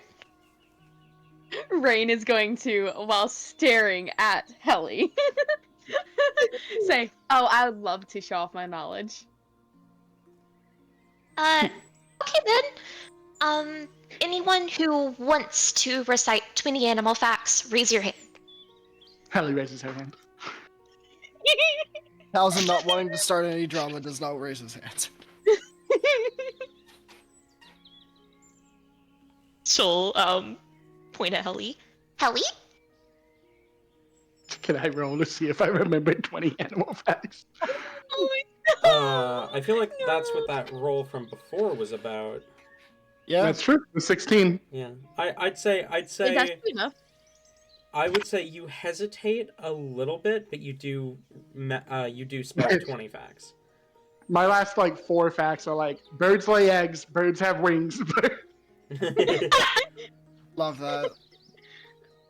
Okay, that's actually really great. But I'm glad you were able to remember them all because I'd feel like an asshole. No, wait, I already felt like that. I mean, what? Damn. I assume then with the 22, Rain can knock it out of the park. Yeah. Yeah. I also feel like a lot of his facts aren't necessarily facts that like Hellebore told him. Also, they're harbor facts. I would want to know, just for my own posterity, the 20 facts that Helly said are ones that she just learned. The 20 facts Rain said he probably already knew. Yeah, exactly. That is part of the information that Rain is sharing right here.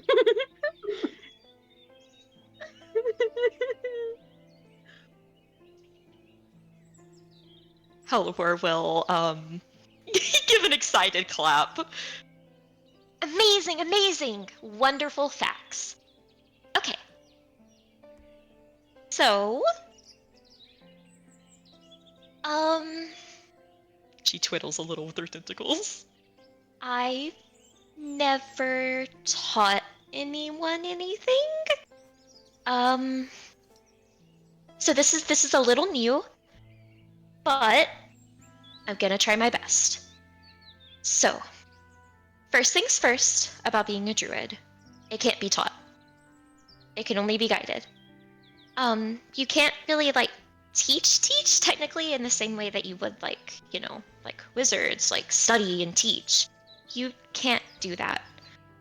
It's sort of like nature's teaching you, but it's more about feeling it and doing it than it is about memorizing anything or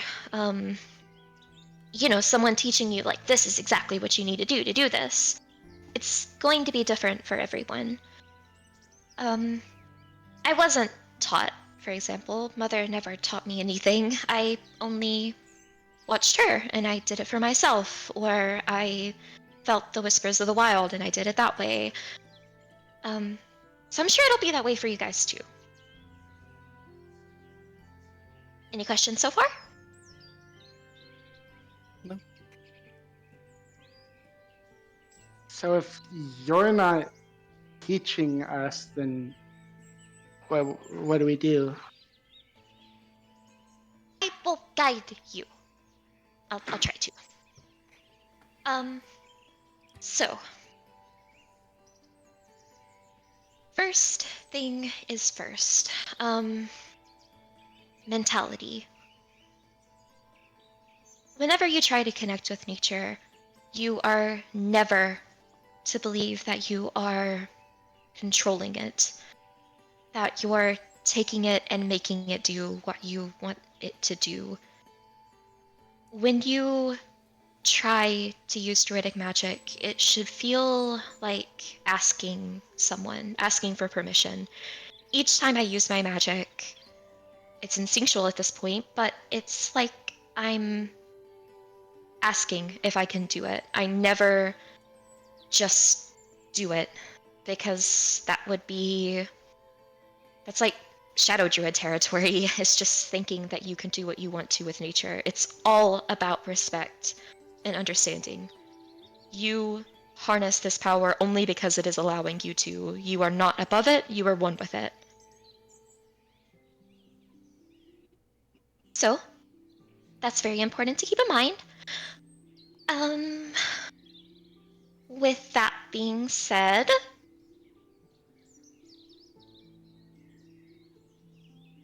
the first thing that we probably need to look at is what each of your aspects will be. Basically, what that is the part of nature that you feel the most connected to. It's not really something that people choose, it's more just the way people are. Each individual person has a different part of nature that they will resonate with the most. Sometimes it's obvious, other times they may not really realize why it is that way, but it always has a meaning. For me, obviously, it's death.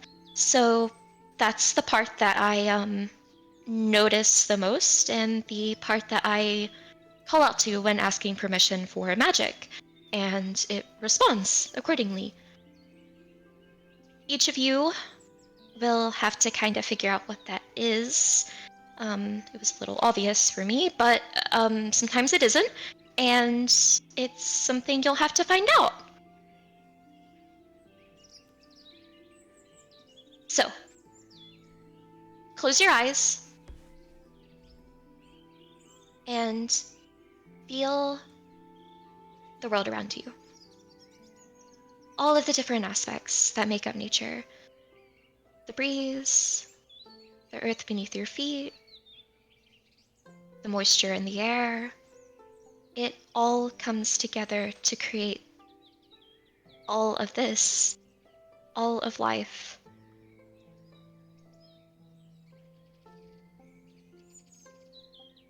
What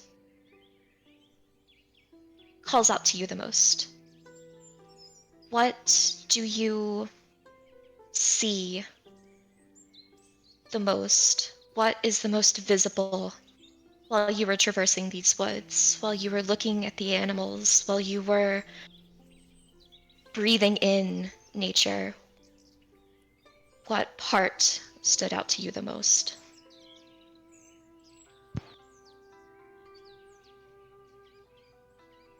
Raise your hand when you think you have the answer. Do we all have our eyes closed?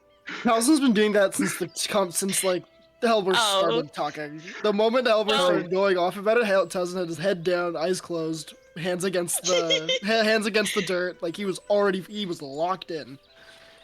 Teleport doesn't have her eyes closed, but assumedly you guys do. Okay. She'll call out. Helly?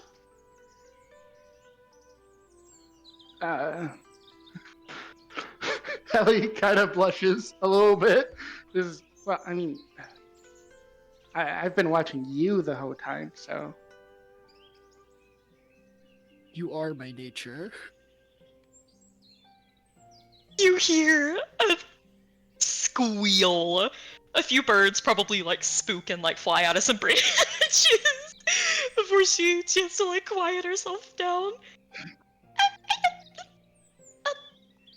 Helly? I'm not an aspect of nature. I mean, I'm a part of it, but I mean, I'm not like it's something other than me. Oh. Holly lowers her hand. Thanks again.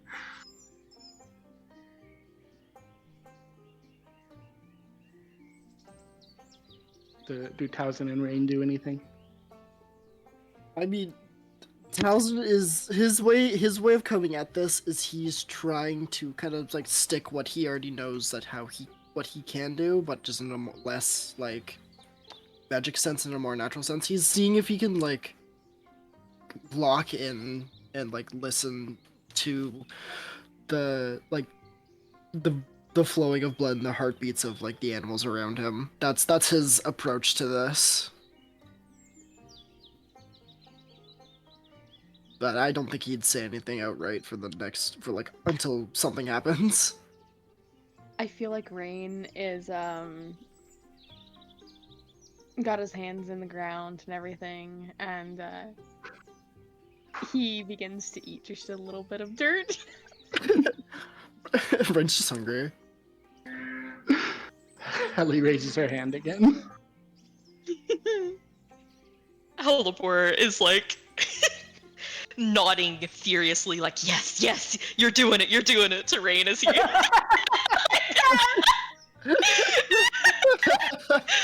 I love that. And then, Helly? Is mayonnaise an instrument?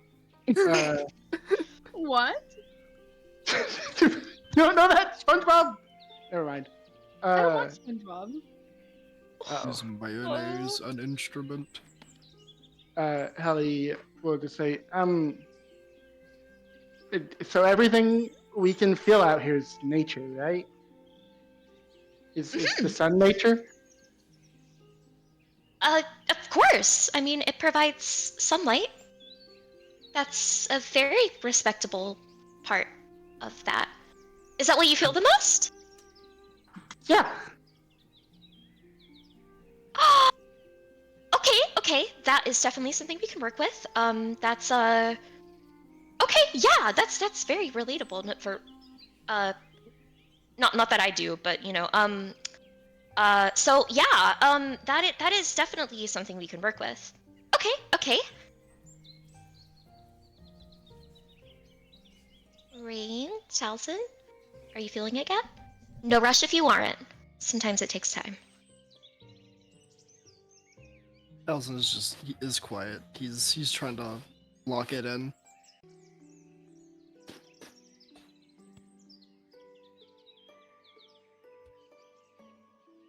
Rain has his eyes closed as he kind of just like rolls around the dirt in his mouth. Bro's gonna get worms. What a sentence. He already has those. What are you talking about? Have you seen Felix? He's a little more. I don't know if I can really feel the nature around me. I'm certainly feeling the worms in my skin, though. They yearn to be released. But I do feel like Rain, after a bit, would open his eyes and he'd just say, I don't know, to be honest, what I feel. It's, in a sense, empty and lonely, but also overwhelming. And everywhere.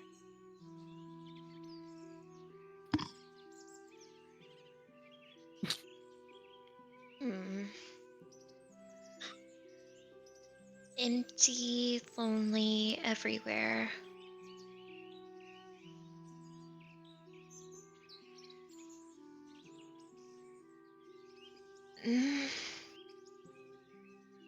I don't want to diagnose because, you know, that's something that you need to find out for yourself. But, maybe. You know, Rain, maybe druid magic's just not for everyone, and maybe you just don't have the gift. No. Rain takes his hands out of the dirt. No. Druid magic is for absolutely everyone. Okay. Maybe this could be the early signs of an affinity for air. I mean, sometimes it can seem empty, it's everywhere. And, you know, just air itself, I guess, could seem lonely because it's not really tangible. Well, I mean, you can't really, like, see it. That's... No, you should probably continue on with the other two for now. And Rain's going to brush off his hands and sit back watching the other two.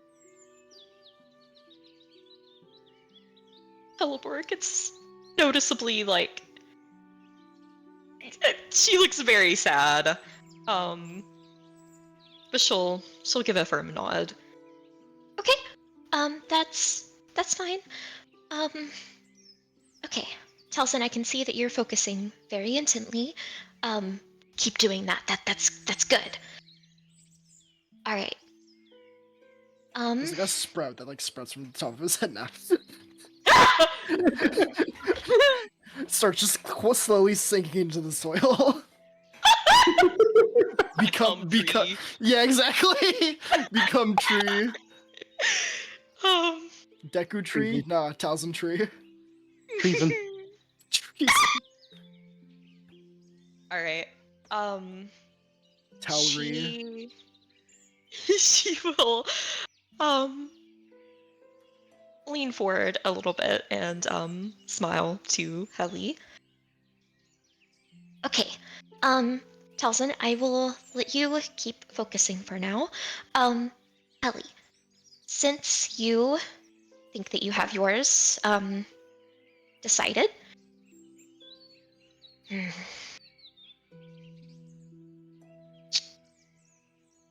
Admittedly, light and, you know,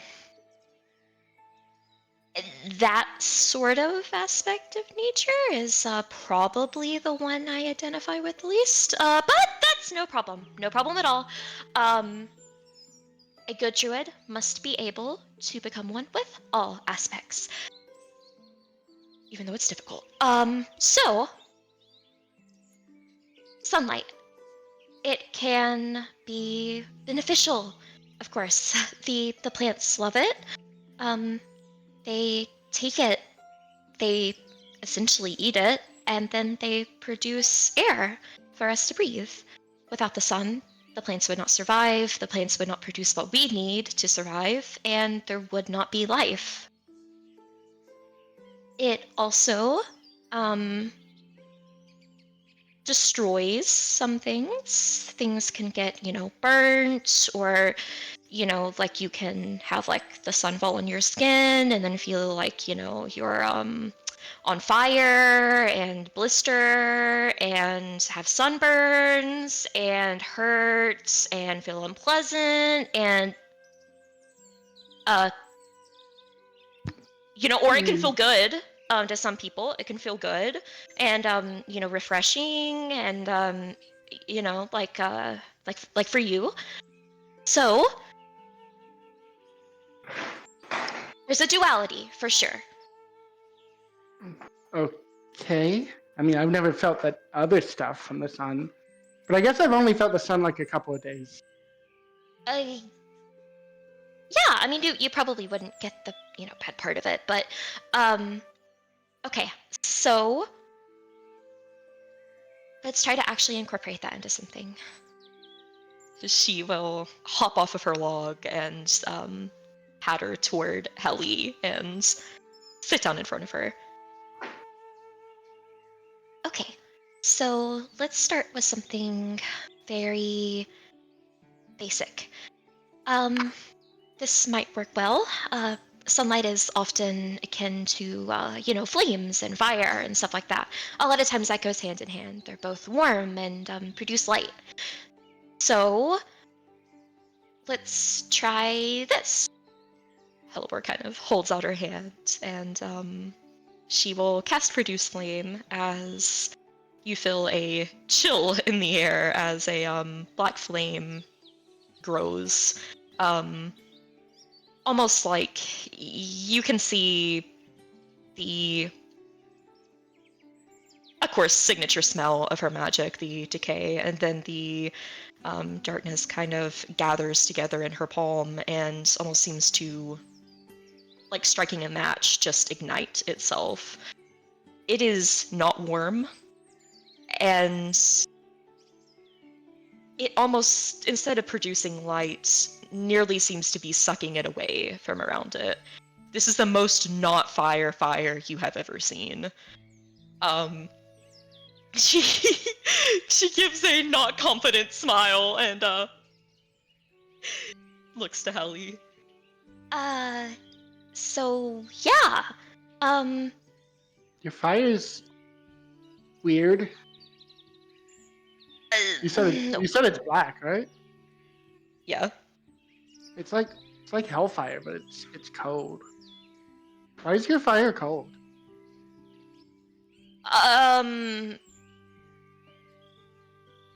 Okay, let me for this demonstration, just let me try to like You can see her like focus. And she's obviously trying to do something here, and you swear the flame just gets colder. And she just like frowns. Okay, at least let me try I can make it brighter. I can make it brighter. She tries to make it brighter, and almost like her magic like is offended, grows darker. Helly, just try to make the opposite of this. See what I'm doing? Do none of that. I mean, that's really cool. I mean, I haven't seen anyone do that. I don't think my mom could do that, and she's like the master of fire. She's so good with it. That's awesome. I mean, I'm sure you'll be amazing at it too, and you'll make like actual fire. Yeah. So this is actually this is part of the lesson. That brings me to the other thing. You can't force things with druidic magic. Either it's going to happen, or it isn't going to happen, and you kind of just have to let it be. Mother already confirmed for me that I, can't really make anything warm or bright because, death's not like that. So I can't do that. But you probably can. Okay, and she'll hold her hand out, just like Hellebore has it, and says, "I just have to ask." Okay, so you know how like there's everything around you. There's the different parts and stuff. And for you, I'm sure like the sun is the most distinct one, the one that you feel the most. So focus less on everything else and more on it. So like what I do is I, you know, like there's normally like like everywhere you go like you can sense like the death in the ground, or like you can see it or feel it, like the constant inevitability and anxiety and stuff, like it's always there. It's like that, but like I like hyper fixate on that, and I'm like, for you, I guess it would be like the caress that you feel from the sun, or the warmth and the happiness and like the good feels and stuff. You would focus more on that, and then ask if you would be able to have the honor of utilizing its power. Okay. Helly will focus very hard on her hand and try to do everything that was just said. Like try to feel the sun as much as she has ever felt it. And then if nothing happens, she will verbally ask, like, please, can I use your power? Roll a wisdom check at disadvantage.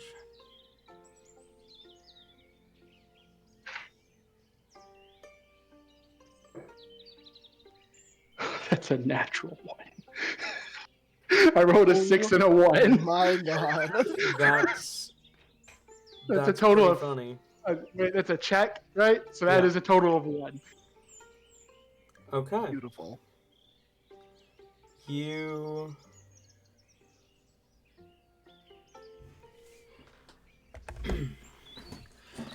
you close your eyes and focus. Focus on the sun, the feeling of it on your face. And at first nothing happens.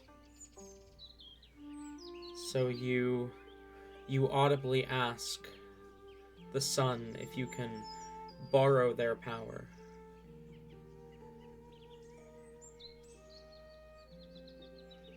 And you feel nothing. No magic coursing through you, no flame flickering, no attunement to nature. Nothing. Helly gives it like, after she audibly asks, she gives it like another minute and a half of focusing before she just throws her hand like down and stares up at the sun. It's just like, why? Just stop being selfish with it. And then she throws her hand back up. Give me. Helly, sometimes it might take time for some people. Just No, they just. She points at the sun and goes, "That's my grandfather. This should work." But is that why? Is he? I mean, his angel was like not letting me because of my mom. Is that why? Are they still mad?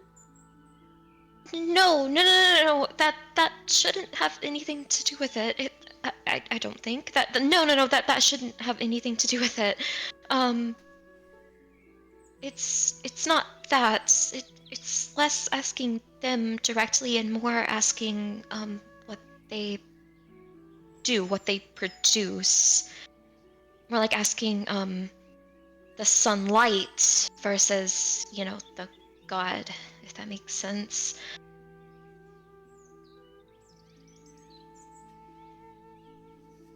It might not happen immediately. There's nothing wrong with you, Helly. I like these things can take time. And she holds her hand out and stares at it again.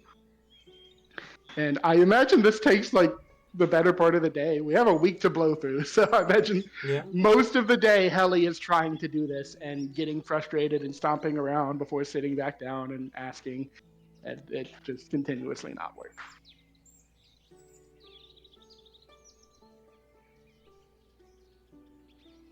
Great. Is there any progress from Talzin, or is he just still?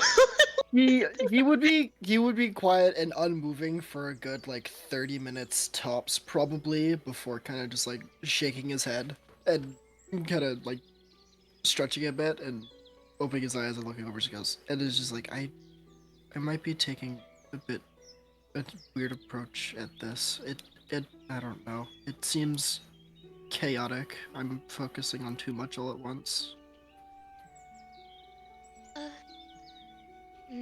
I mean, nature can be chaotic. Keep trying. I'm sure you'll be able to do it. I'm not saying I'm gonna stop. I'm gonna need a little more time before I am solid on something. And then again, I might be taking a bit of a wrong approach to this. The way I do stuff and the way you do stuff is very opposite of each other. So it might be also a fact of I just need to break some habits for this to work.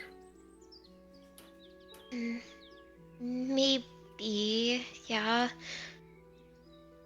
I just love the idea of Towson being like, having a very mature response to this, being like, oh yeah, it might not be working to me because of the way I'm going at it, and like I just need to think about it more and change my approach, and that might take time.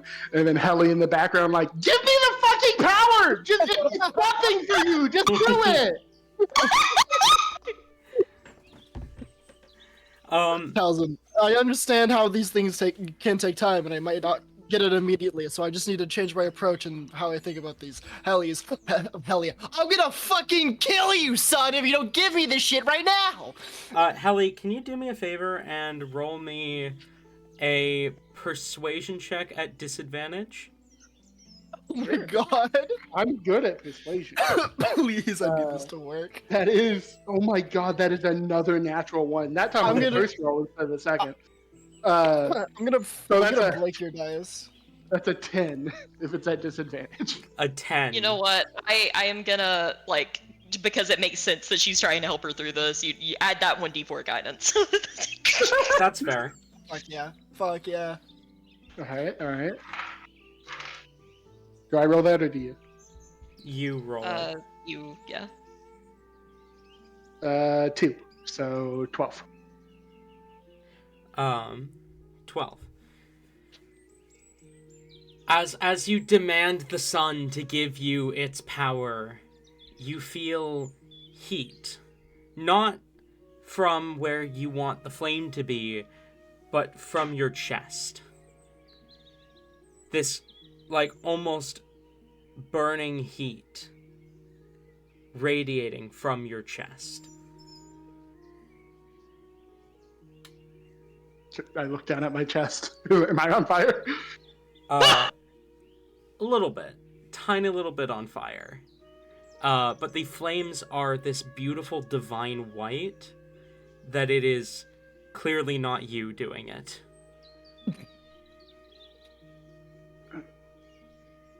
Would Hellebore be able to piece together that this isn't her doing it? You can roll insight.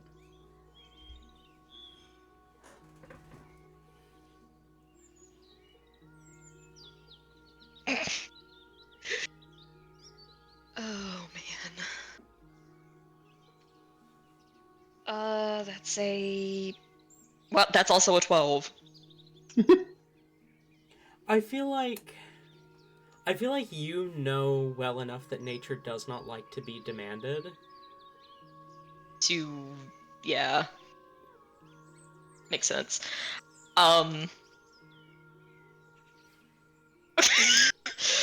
There's kind of like an almost like fear of like, oh shit, like you're about to get fucking smited. And she, like, there's immediate concern. Helly, are you okay? Does it hurt? I do have resistance to fire damage. The white- Yeah, you're gonna take 2 points of flame is radiant damage. I take what? 2 points of radiant damage. Oh, I do not have resistance to that. The white flame is like the laser pointer on a sniper for the gods about to smite the shit out of you. For the sun that's about to smite the shit out of you. I think there is like a solid like second and a half of Helly just being bewildered before she like starts like swatting at it like to try to get it to go out and goes, just get off, fuck it, fuck.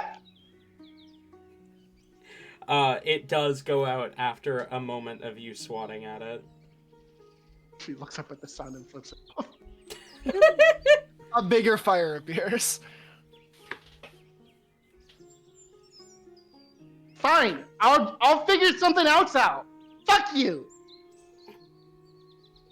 Hellepora is looking more and more drained and exasperated through the there's been nothing but her just like occasionally piping up and being like, Helly, you're not supposed to do it like this. You can't be that demanding, and then just being talked over immediately.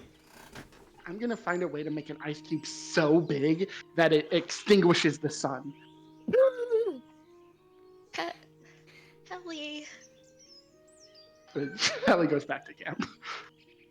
She's plotting, thinking about all the things she wants to be able to do to the sun if she had the power to.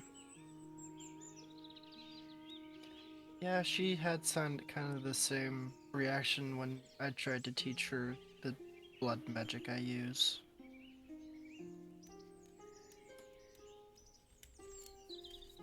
At that point, when Helly goes to go back to camp, I feel like Rain would follow, but not immediately. He would wait like a minute or so and say, I'm probably gonna head back as well.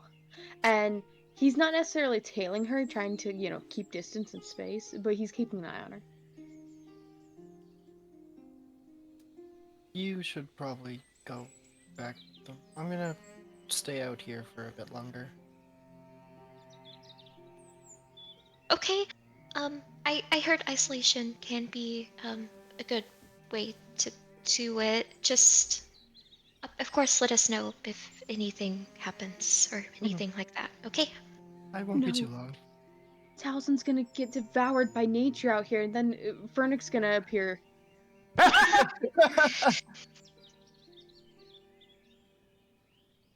Helliper will smile and follow the others, making sure that Helly isn't stomping on the grass too hard. Helly is. I imagine a good part of the walk back. Helly is like rambling to herself about like all these animal facts, and the sun doesn't even care. Like,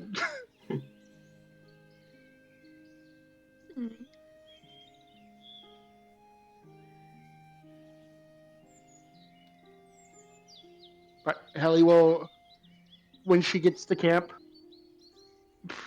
like pace around a little bit more before she like sits down. And I imagine we spent most of the day out there, so it's probably like about nighttime now. Mm-hmm.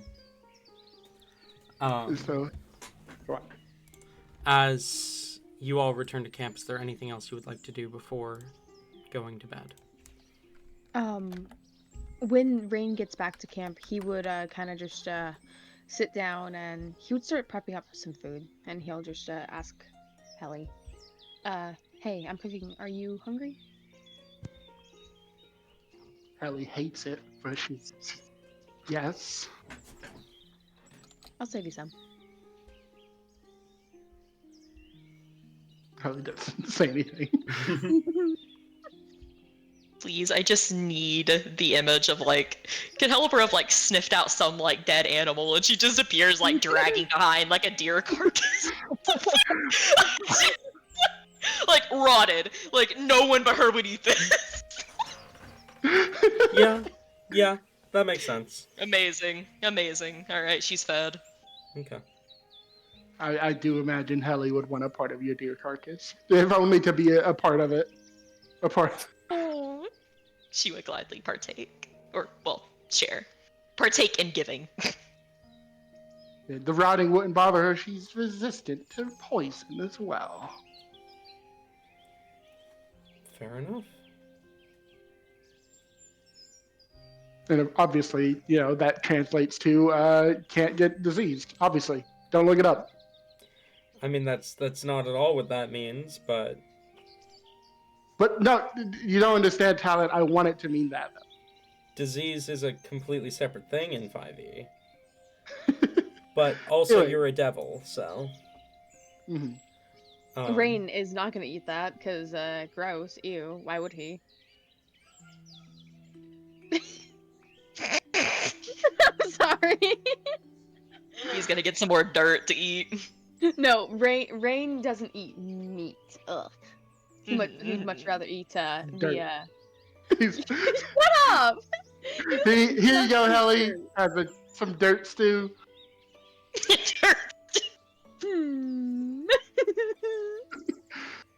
No, he doesn't consume the dirt for that reason, okay? There's other more medicinal reasons. So we eat. I imagine Towson comes back, right? Talzin comes back after, like, maybe another hour and a half. He wanders on back. Fernick emerges from the woods. Okay. holding found- Talzin's lifeless corpse, guys. I found this fucking kid around here. Bro got fucking mauled by like 8 bears. Guys, did you leave a lizard? 8 fucking bears.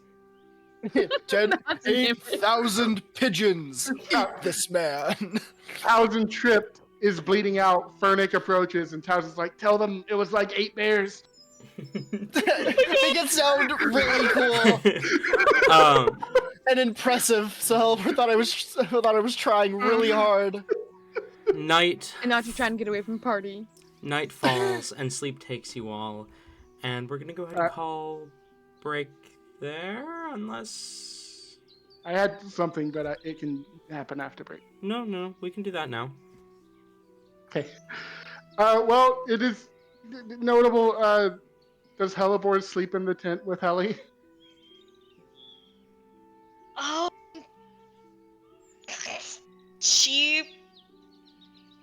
Hellebore has a panic attack if she's not cuddled with someone as she's sleeping. So yeah, but I feel like she will try to position like her head to where it's out of the tent at least. I think to surprise Hellebore, if Hellebore looks not and like that she's not enjoying it, Helly will say, "You can go cuddle with him outside." Well, not if you're not gonna be there. Well, I mean, I have a tent, so like, it'd be rude to Philly not to sleep in it. So like, it's fine for tonight. You can get it out of your system so that as we can keep traveling, it can just be me. She kind of opens her mouth to protest, but just takes the opportunity and will smile and nod. And go cuddle with Rain in a dirt pile. Rain will Okay. feed Hellebore dirt. No. Now, What is the dirt? I don't know why, but it's rain and dirt. When did this come to be a thing? okay. Now that is settled, in the middle of the night, Helly will exit her tent and wander a little bit away from the party and summon Dan. Mr. Cilicia.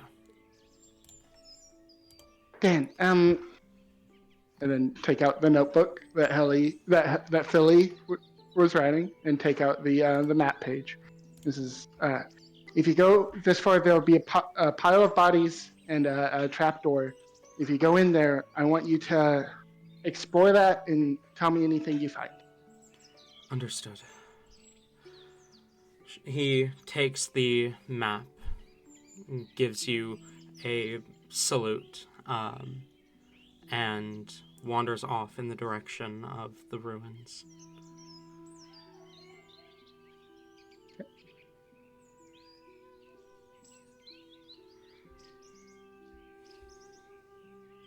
Well, that's all I got until he comes back. Okay. We can take our break now. And with that, we're going to go ahead and call break. We'll be back at 35 past the hour, so about 14 minutes. I am sad. Why? I hate break. Fucking same. Like, why do we have to take breaks in Azius? Any other campaign would be fine, but Azius! Oh my gosh! Azius! Oh wait, why'd that one make you laugh? Hold on. Does it cut out? Oh, I picked my mic. I wanted to see if the mic would pick me up if I went freezing. Did it pick me up? It did. it did. Oh, that was perfect. perfect. Okay. I could tell you toned down your freezing a little bit earlier. Well, I mean, I don't know, but like, I mean, I might have said that back in session 10, but I'm going back on it now. Wait, what? For breaks. Oh. No, the break kind of helps sometimes. You guys wake me up or stuff like that, you know. Mhm. True, yeah. Or it gives you an opportunity to fall asleep. Oh fuck, you're right. guys. No. I haven't fallen asleep in a hot minute, okay? A bit. That's true. Yeah, you're doing good. Now that I jinxed it.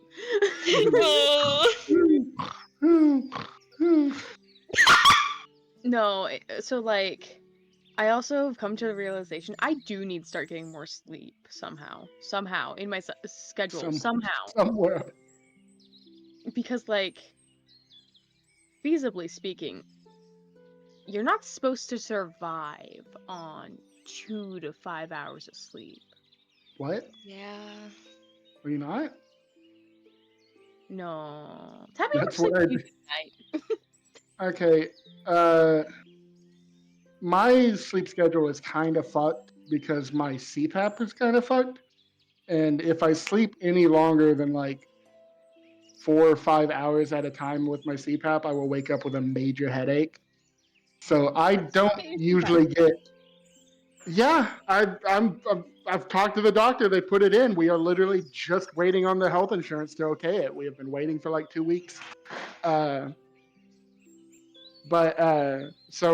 what I usually do is I sleep in like 3 to 4 hour increments, where I'll sleep for 3 to 4 hours, and then I'll get up and do something for an hour or two, and then I'll go back to sleep. And Well, that's fair. through the week, I usually do that twice. Like I'll like through the week, as in Monday and Tuesday. I'll go to sleep at like when I start getting tired, which is around 10 or 11, and then I usually wake up anywhere from 3 to 5, and then I'll stay up for a bit, and then I'll go back to sleep, and I'll wake up around 10, and that'll be when my day actually starts. See, that's probably what I'm gonna have to start doing, because theoretically speaking, it's just impossible for me to get a full 8 hours of sleep a night, because my schedule D&D ends at the earliest 10 o'clock.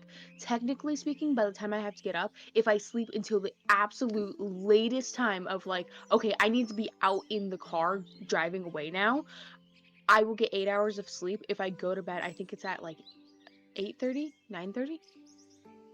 Mm-hmm. Damn. Yeah, And I'm not making D&D.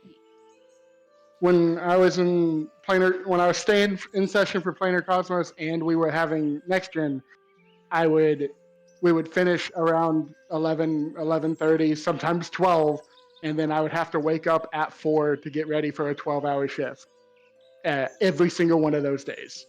Now that's pretty much today. I'll probably get 4 hours before I go into work, and then but tomorrow, since I'm not part of the session, I can go to sleep earlier and have a better sleep before work.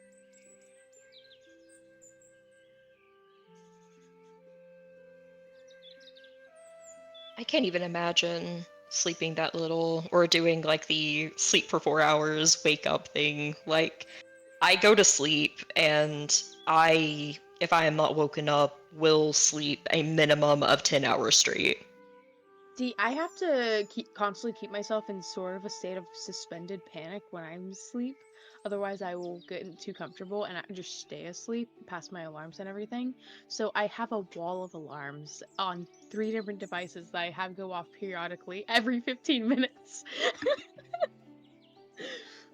Oh. Okay, but same though. Like I only have 3, but like same, and they all have different sound.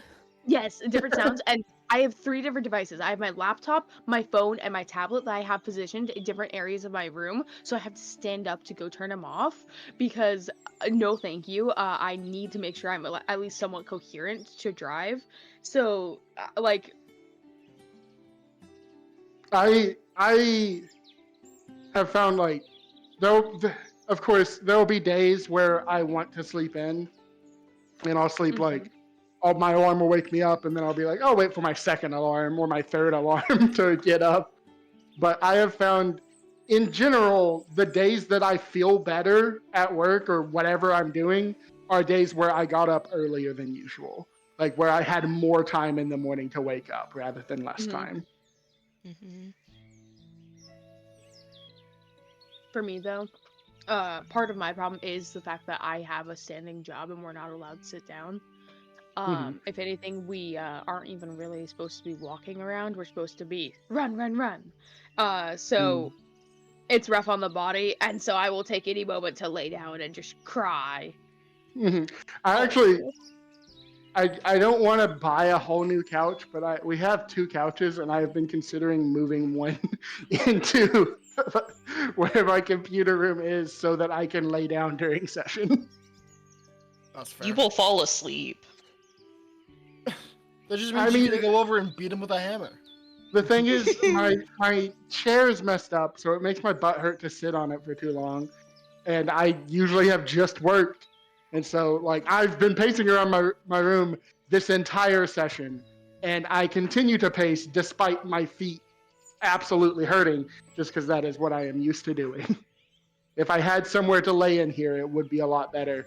But yes, there would be the risk that I would fall asleep if I'm not actively talking.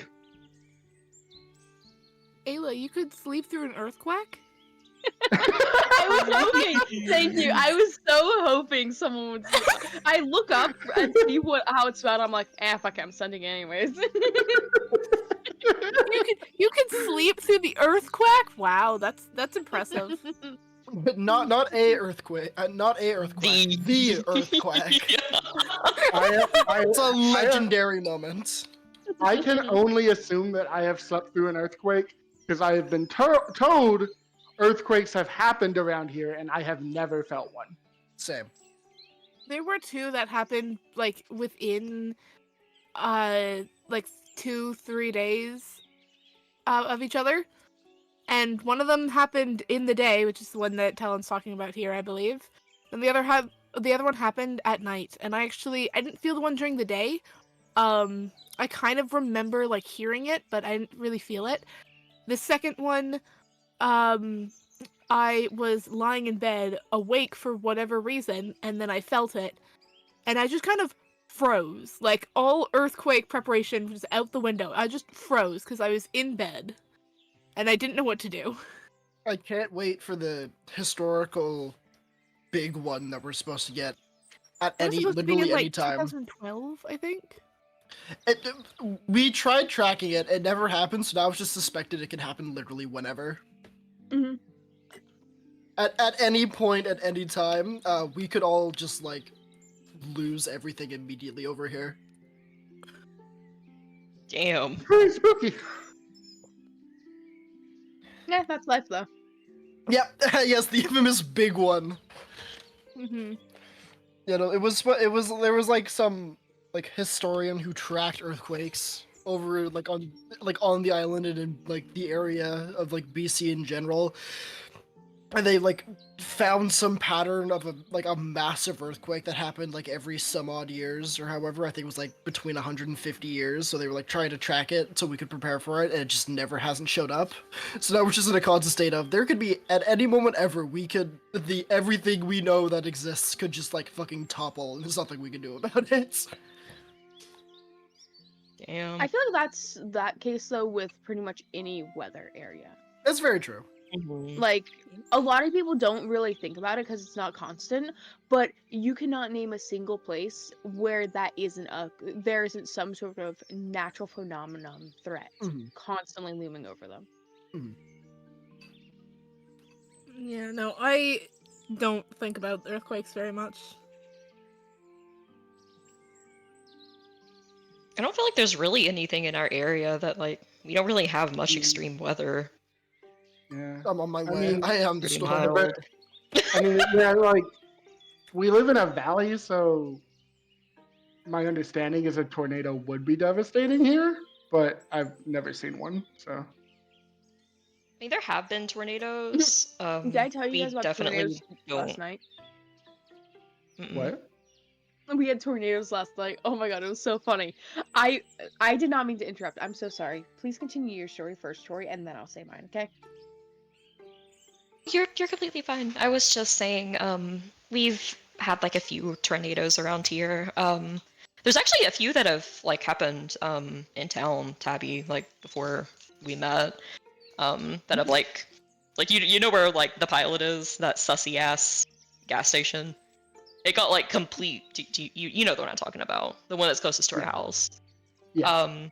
Like it got completely like torn apart, like shredded, like literally the entire building was like gone. And they rebuilt it. Hmm. Last night They take money. we had tornadoes. It was really funny though because I went out there to go check because like within a minute the sky was just like pitch black and pouring rain. I'm like, huh, it was sunny like 2 minutes ago. What the fuck? And so went out there, asked, and they're like, oh no, it's fine. We shouldn't be having any sort of extreme weather like that. I take 2 steps away, all of our warnings go off. Sirens are blaring, yada yada yada. So of course we go outside to go check it out, and we got to witness a car wreck. Everyone's okay, but like they of course people panic in moments like that. So 2 people blew through the stop sign by the base, and they collided. Um, but it was everyone's fine. Of course, I just want to clarify, like they fixed it up perfectly fine. It wasn't even that bad damage to the cars. But like the funnel formation was going right above our neighborhood, and then it touched down technically like 2 streets over, completely missed us, luckily, but touched down like 2 streets over and started going after where a lot of like people worked. Damn. Damn. Ayla, why don't you live somewhere else? It's genuinely fun though, okay? You don't understand like how often I'm like, oh fuck, hold on, I want to play chicken with a tornado. I'm honestly surprised you're not a storm chaser yet. I have had the opportunity to, and I've thought about it.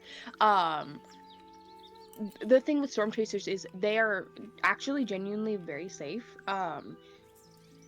Because And that's a storm bad thing? chasers. No, not a bad thing at all. It's actually a very good thing. But a lot of people, especially in movies and whatnot, they dramatize like storm chasers a lot. They are typically very safe, and they stay much farther away from tornadoes than people think.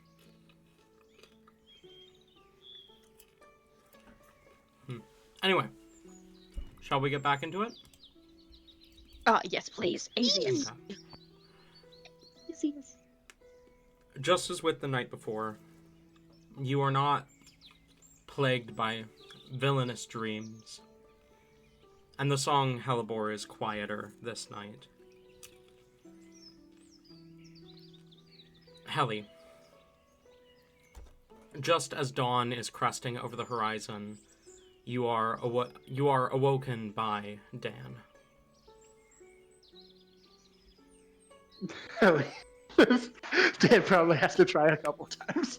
And then Ellie will finally raise up and like be wiping sleep from her eye and be like, fine, what? Okay, what'd you find out? Well, the place appears to have been completely ransacked. Anything of value has already been taken.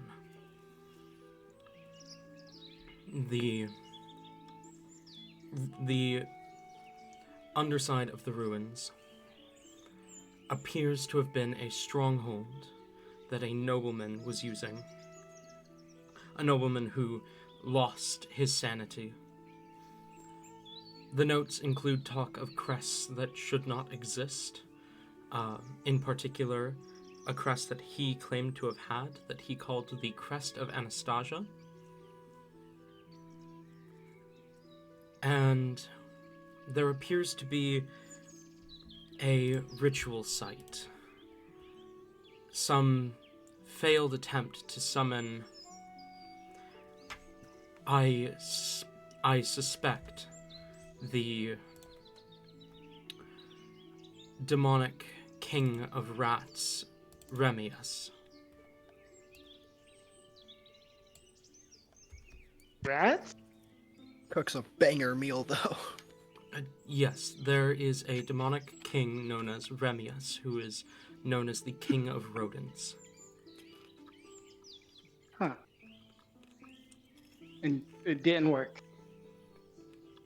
I found no evidence to suggest that Rameus has entered the material plane. However, I saw no body, only those of the sacrificed rodents that gave their lives to summon Rameus. There was one more thing there that caught my attention. A casket. It was empty, but it bore the marks of a soul container. It was already open when I arrived.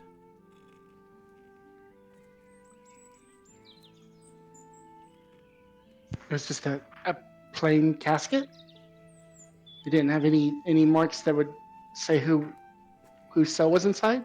No, a blank stone casket in the same room where the attempted ritual was performed.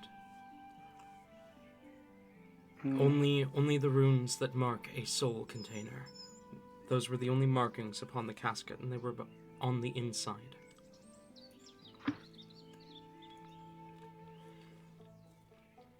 An unmarked casket in a demon stronghold is a very bad sign. Mm-hmm. Right, and obviously I know, but like I want to hear you say why. Well, a soul container is used to contain either fragments of souls or souls themselves. One that would be contained within a demonic stronghold would be either a very, very powerful demon, one that even the Abyss wanted to keep contained, or a very powerful enemy of the Abyss, which could restart the Blood War.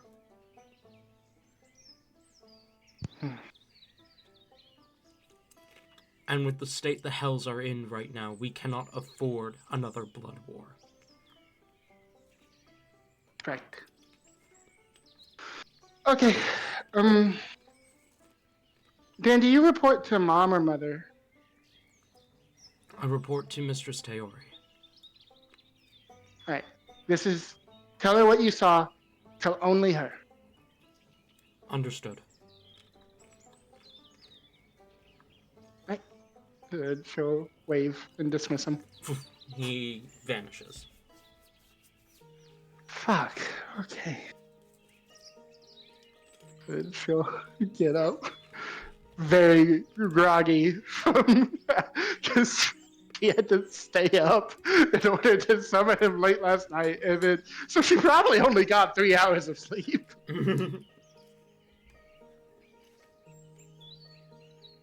Oh no. And she'll walk outside the others.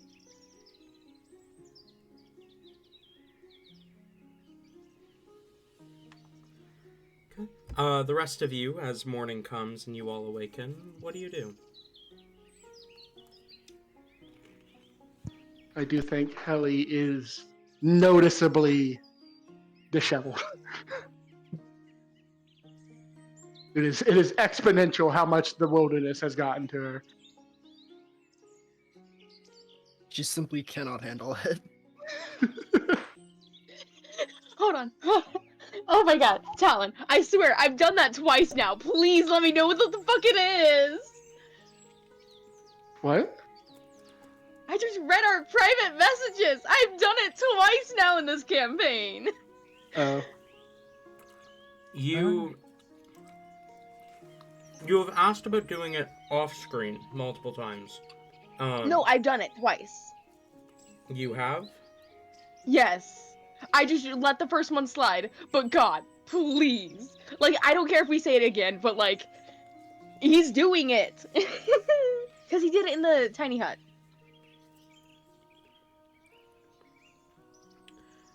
Rain. I am certain we would not be having this conversation if you had actually identified that cloak. Mm. Okay, fine. He's just gonna do it though. Then. Okay. As Also, morning comes. I just wanted to say, Helly actually probably wouldn't be as disheveled as I said. So I realized the person that probably brushes her hair and does all that is Philly, who is with her. So True. Mm-hmm. Rain. You pull out the cloak, ready to identify. No. He would do it privately, alone, and Mhm. DM me the information, please. No. Oh my god! There is a reason I want to do this on screen, Rain. Is that... Okay, but he would still do it privately away from the party. Yes, I understand that. Rain desperately wanting to have more secrets to weaponize against the party. Rain, Yeah, we're never gonna see this cloak anyways. you Yeah. you step away and go through the casting of Identify on this cloak. As the spell finalizes, where you would normally gain an understanding of the item, you suddenly find yourself suspended in the air. A single white thread running through your forehead. It glows like starlight. The cloak hanging from the thread just a couple feet ahead of you, just out of reach. You see the clock on the cloak tick, tick, tick. And then you are back in the forest.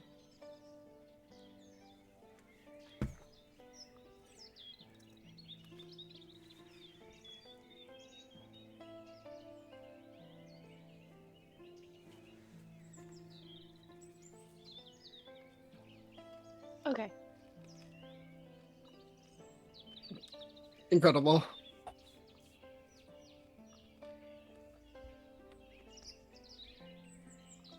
The rest of you, what would you like to do?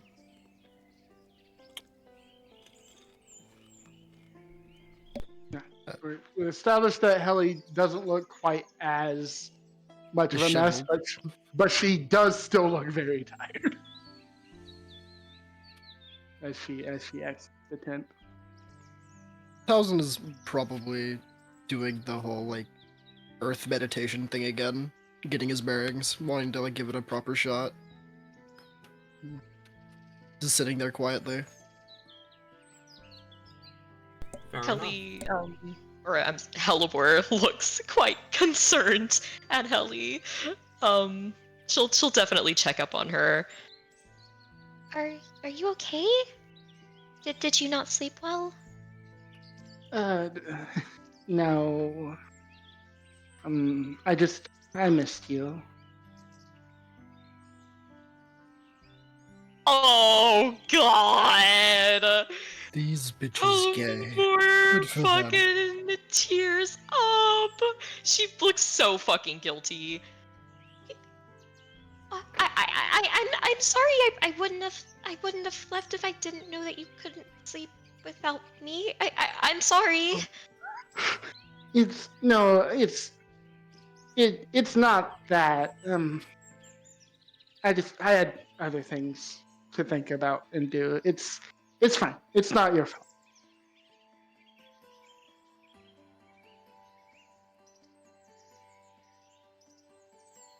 I did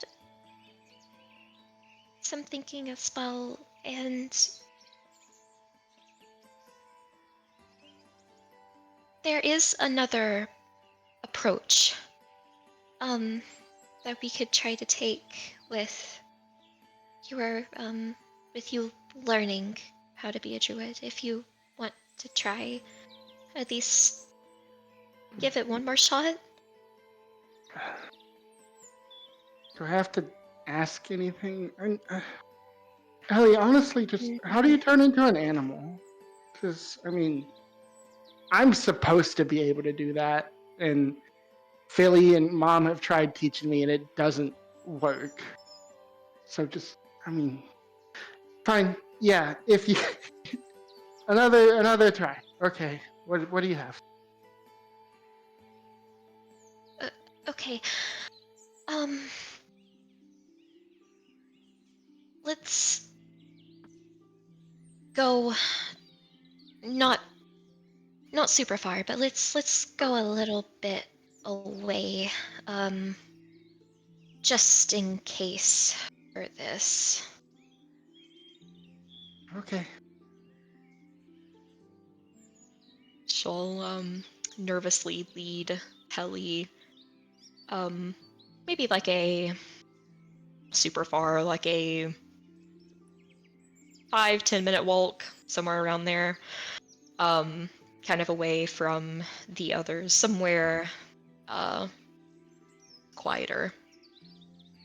And turn to her with a serious expression.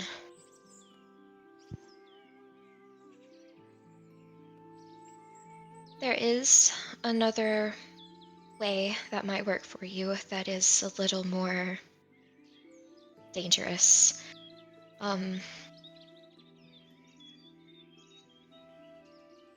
You said that your mom can turn into animals, right? Mm-hmm. Imps naturally can. It's not even something they have to try to do. Perfect. That's perfect for this. This is not something I can explain as much as maybe demonstrate, but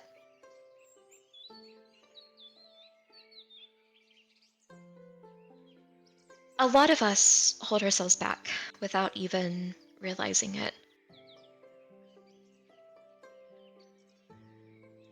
There is another way to become one with nature, and that is to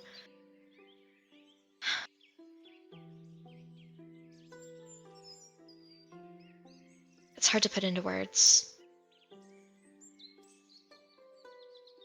Just let yourself be what you are. You are a Dangel. This is something that you should be able to do and something you can do. It is what you are, it is who you are, it is within you. You just have to let it be. Don't think, Helly, feel, just do it. And Hellebore will step back and demonstrate what she is referring to. And she backs up a good 10 feet away and lets herself and her magic completely run free. It's nearly like you can see invisible chains that she had been putting on herself, control that she has built carefully over years fade away for just these few moments that she's showing you this.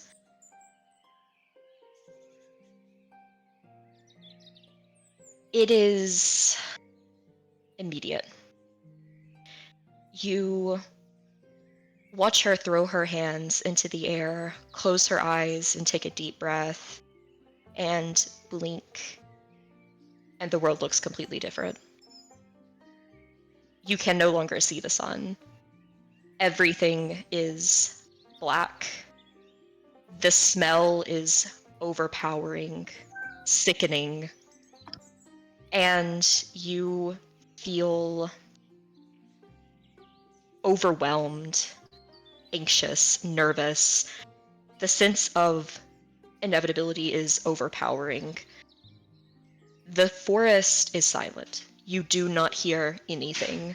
Nothing except your own breaths that you have to struggle to get out. This lasts for a few seconds. This build up, almost like an implosion is about to happen. And then you hear the ground begin to rumble, and it erupts. the forest filling again with song, the shadows disappearing into the ground and building up new life. Plants, stems, flowers, everything begins to pour forth from the ground, wild, chaotic. There is no thought in this, there is no planning. Hellebore has no control over what is happening right now. As this grows and grows and grows, the forest erupts around her, and she basks in this for a while. And then you see her take a deep breath, and the feeling retreats. And you feel like you can breathe again, as the area around you is now wild with overgrowth. And you see her form kind of shift a little bit as the ground, the plants that she had created, wrap around her gently, probing around her body as she transforms into a direwolf, and gives a long, loud howl to you before sitting down and looking to you expectantly. And it is then that you notice, even amidst all of the chaos, there seems to have been, without her input, in front of you, a stem. And then you realize it's two growing out of one. A sunflower and a hellebore had grown and wrapped around each other, seemingly without her input at all, directly in front of you. Ellie is absolutely dumbfounded from beginning to end of this. And she's completely like floored by how amazing it was. And then after after a few moments of trying to gather her thoughts, she just rushes forward and hugs the wolf. This is like, Ellie, that was amazing. You could always do that. That was so cool. She nuzzles into the touch and gives a woof, licks your face, big dog lick, and then smiles. She kind of scratches the ground gently and then noses towards you. Okay, so right, all right, okay. Ellie will sit down and try to mimic the pose Hellebore was in and focus very hard. I think this is still a time-consuming process because I think it takes, like, Helly is attempting to do what you did at first. And obviously that is getting her nowhere. She can't do any of that. And then she's like, I don't know, Ellie. I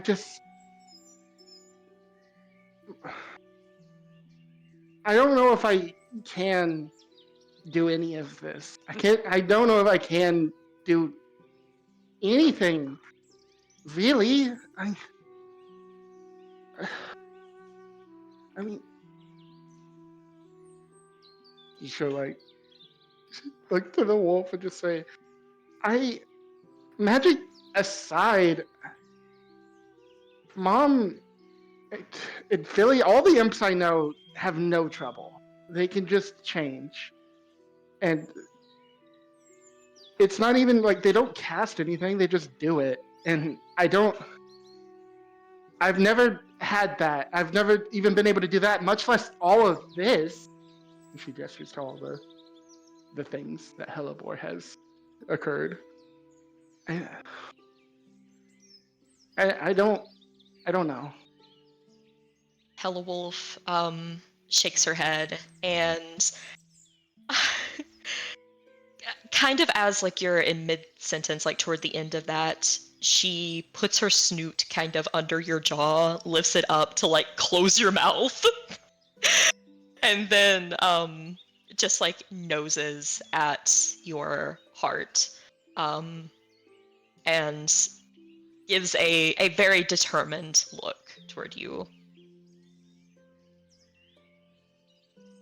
She'll nose at like your head, shake her head, nose at your heart, and then nod. Okay. I do think this still takes time for Helly to wrap her mind around just doing it and not asking for something or demanding something or forcing something. But maybe I should roll. What do you think, Tyler? Should I roll for how long it takes for Helly to figure this out, to wrap her head around it? I would say roll wisdom is what I'm going to call this.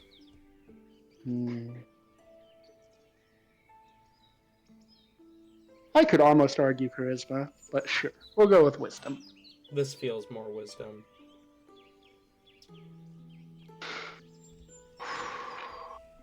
Can I have advantage because of Halibor's amazing teachings? You can have a guidance cantrip if Heliport chooses to give it to you. She definitely would. Regardless of the fact that she's currently wild-shaped, I'll allow her to do that. Alright. Okay. With guidance, that is a 14. 14. It does take you a bit to truly understand what it means to just do it.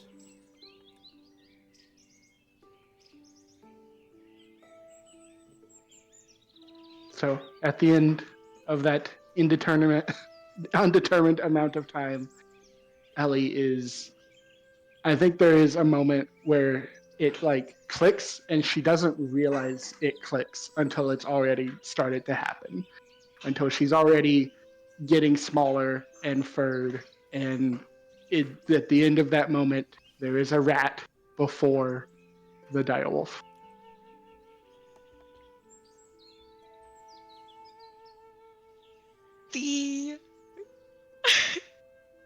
Okay, that has got to look fucking terrifying from a rat's perspective. Holy shit. Like, already a direwolf is so big for a person. Like, but like, you see just the giant snoot, like, appear, like, right in front of you. And you can, like, feel the wind pressure from her tail, before she will wild shape into a rat to match yours. And then just, like, waddle towards you and probably, like, knock you over, giving you a rat hug. Adorable. Give me one moment.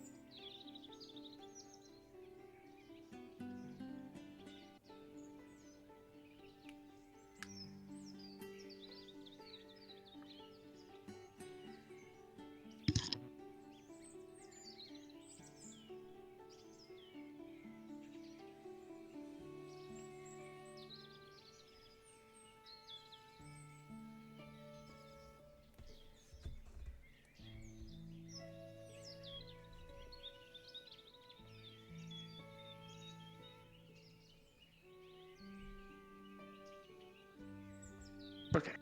All right. I just wanted to double check the wording of this. This ability actually does allow me to speak while I am a rat.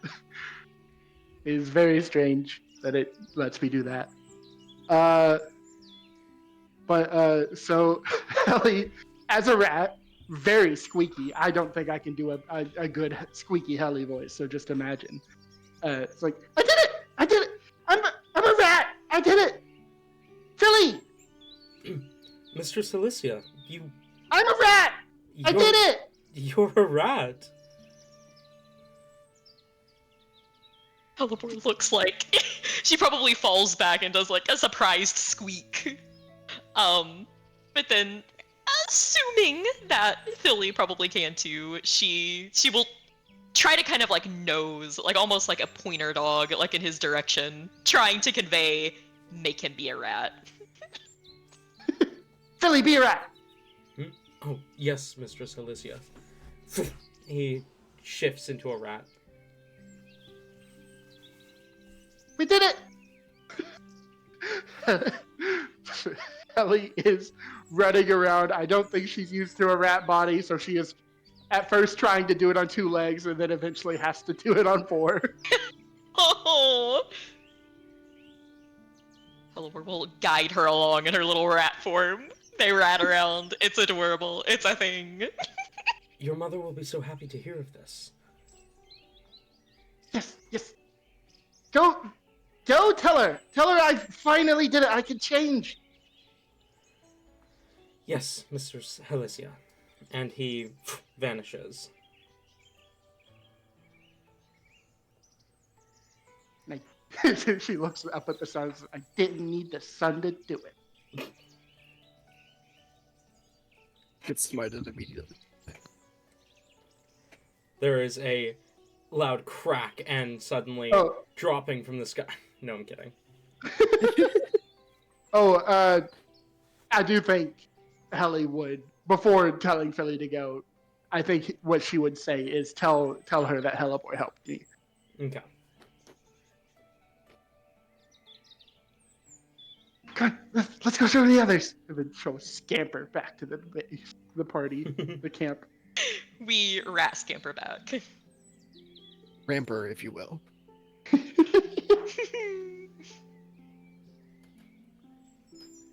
Alright. As the rest of you are chilling at camp, just hanging out, having a good time, you see a couple of rats kind of dart into the area of the camp, but don't think anything of it. Well, note one of them is noticeably white with Helibor's eyes. Okay, you might realize that one of them is Helibor. Then. Oh. Helibor's found some friends. Where the fuck are the other two? Helly, Oh no, Helibor sold her friends for rats. Helly will jump onto whatever book Towson is reading. Oh. And then stand up to like sniff at him and go, Tally, it's me! It's Helly! Oh. Way to go. I did it! I'm a You rat! did. That's awesome. Way to go, Al. My brain just stopped. I got help. How long can I be a rat for? You'll have to see how long you can hold it for, I guess. Good. I'm gonna scamper up Towson's arm to be on his shoulder. I imagine I've got Helly on one shoulder, and then I got the crow on the other shoulder. So, oh, I have pets now. I'm gaining a. You are becoming a druid. I don't become a druid through practice. I become a druid because my buddies are druids, and they listen to me.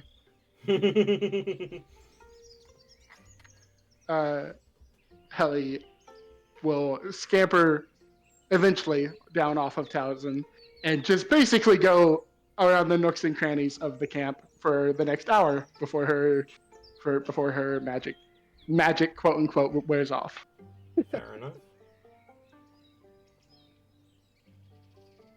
And then she will lay down because I imagine all of that scampering did take a lot of effort. Fair enough.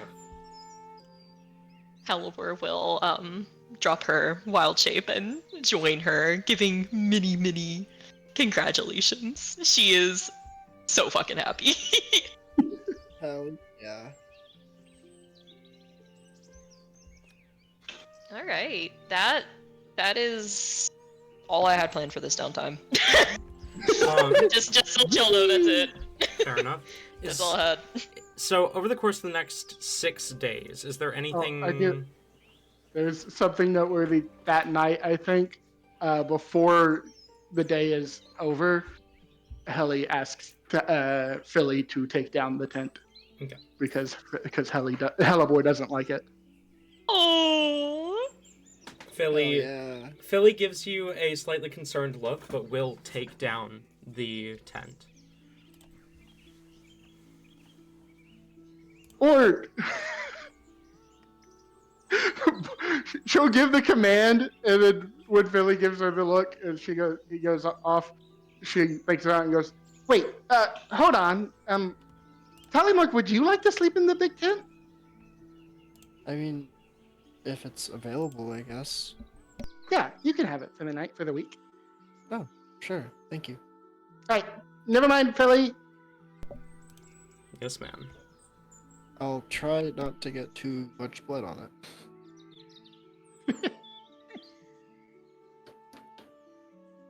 All right, that's all I have for the week, I think. I think the next few days, once a day for an hour, she'll probably be a rat for the next 2 days, and then the third day she will attempt something else. And imps can turn into 3 things, so she will try a spider next and be a spider for a day. And then the next day she will try a raven and be a raven for a day. Not for a day, for an hour of the day.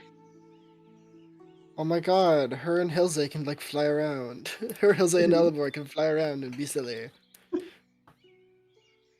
Bird moments. I do think this will probably be like day 4 or 5.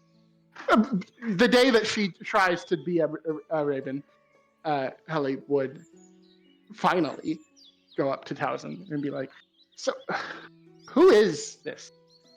And gestures towards the familiar. Like, I mean, Rain has to summon his, and like he had to know them beforehand. So, who is this? How'd you meet him? I didn't really. I just kind of conjured him.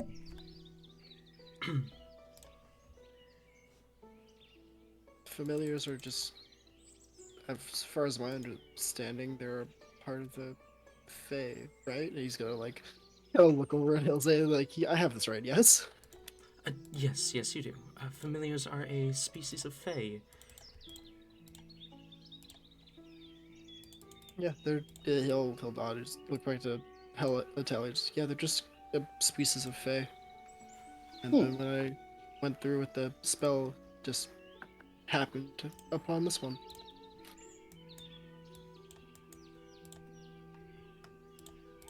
She's been great company though.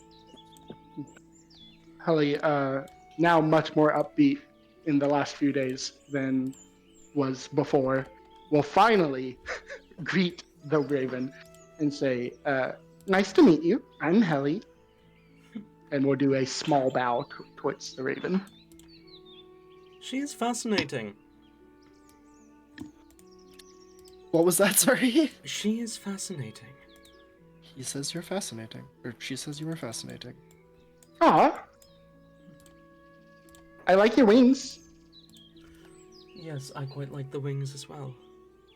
Good choice on Everything- your part, Master Talzin. Thank you. Thank you. He Tals just kind of like stutters for a bit. And then relays the information back. I feel like I have monopolized so much of this downtime, but I do have to ask what Philly says, Celsius says about her turning into a rat, and then the other animals. Yes. So Philly does return with news that your mom is incredibly proud and excited to hear of your transformations.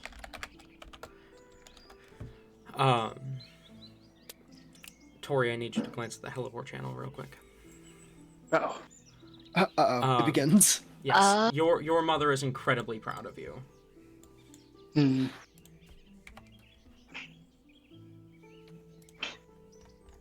So, Tori, you remember when you were like, you have never seen Hellebore like this excited and free? Yeah, that, but with Helly on that news right there. Amazing. Okay. Is there anything else you guys want to do over the next 6 days? Or 5 days? I'm chilling. Rain. Talzin's gonna. I mean, I know what I want Talzin to do, but as far as like group downtime stuff, no. Okay. Rain? Rain would pretty much spend his time studying. Okay. Hyacinth returns on the 24th, so 3 days after Helly's first transformation. He is excited to hear that Helly is able to channel her latent impish transformations and gets himself settled within camp. The day of the 26th rolls around 2 days later. As the sun slowly begins to set in the distance, that unsettling dread begins to set in because Hellebore, this is the first time you have had a dual moon transformation around these people.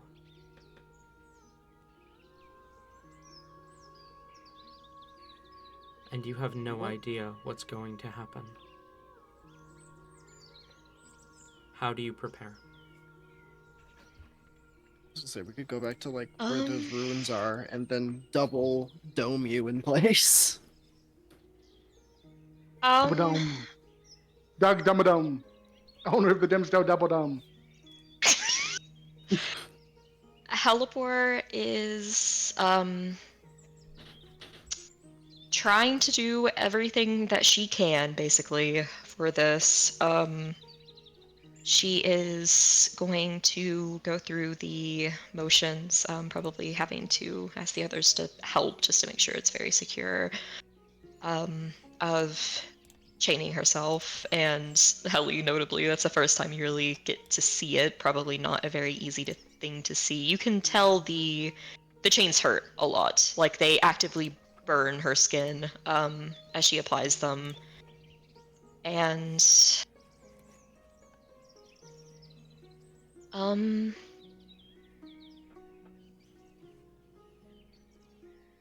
she will ask if they can go ahead and do the Dimsdale Double Dome, and other than that, yeah, she's basically just asking the others to be as prepared as possible. Just so I don't take up too much more time, she would basically let Helly know, since she's not seen this before, how big of a deal this is, to try to be as careful as possible, and if she can, obviously ask, everyone probably take turns, like, don't just all, like, go to sleep, but she would probably ask if she wants to, summon someone to, like, watch over and make sure that things go good while Helly does try to rest. That would be probably smart. Ilza keeps watch within the Dimsdale Double Dome. Philly as well, because Helly's summons can't stay up forever. So she wants to save her summons for if something happens. Okay. Does Felix watch? That's a Honestly, good question. I don't feel like Felix should be allowed to watch, but I feel like it's wrong to keep Felix from watching. Come on, we need the three familiars All right. watching the big wolf. Yeah, can we have a next session? Can we have No, a I'm sorry. 4-hour conversation between Felix, Philly, and Ilza? Go ahead, Oh, God. hold on. Love that. Nothing say that. I don't want to say my other thing. I was gonna say, I feel like Rain would honestly get rid of his beauty sleep just to watch, because I don't think I don't know.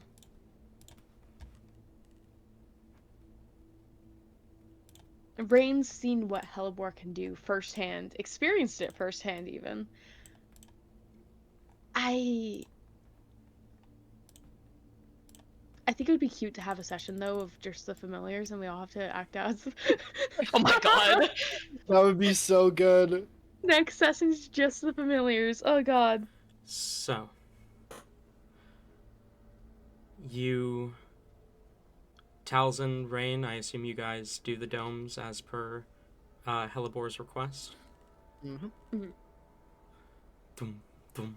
2 domes come up, boxing Hellebore towards the edge of the kind of large slope that makes up the clearing. Her silver chains wrapped around a tree to hold her in place.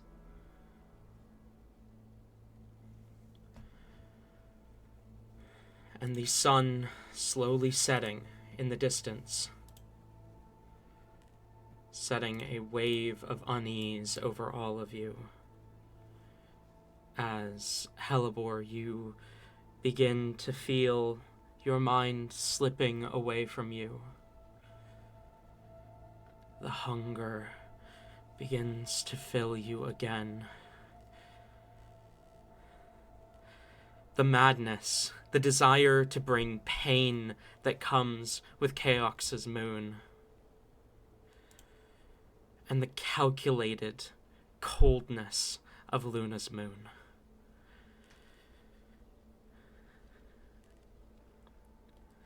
You feel yourself slipping further and further. You feel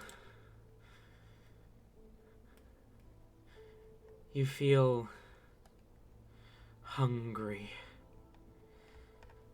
So damn hungry.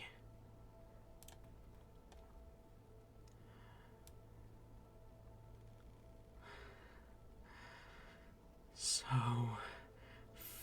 fucking hungry.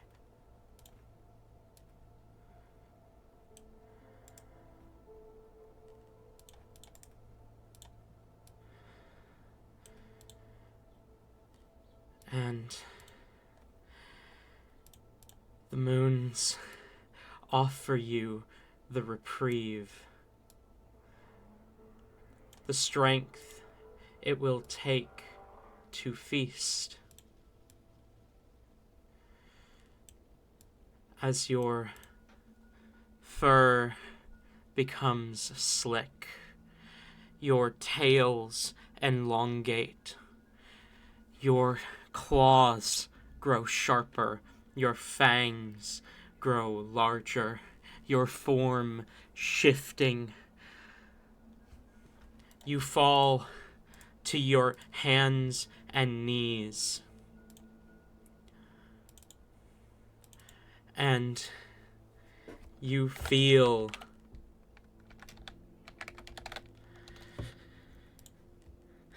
a desire for pain and chaos and destruction.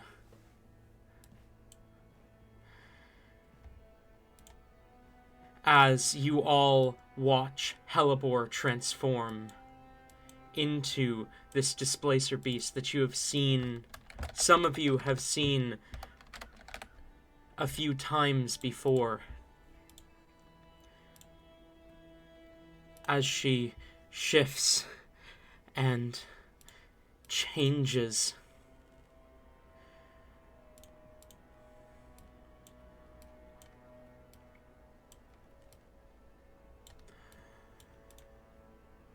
What do you do? She's in the dome. Well, not in the domes, but like She's outside contained by the domes. Yeah. Helly does look upset. Not like angry upset, but like this is painful to watch Hellebore go through this. But she doesn't know what to do about it. So she is just watching.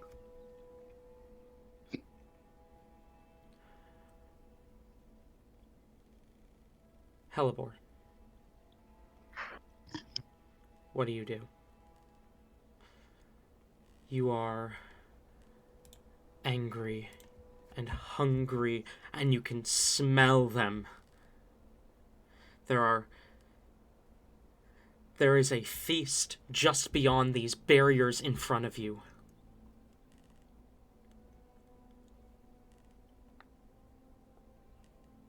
Okay.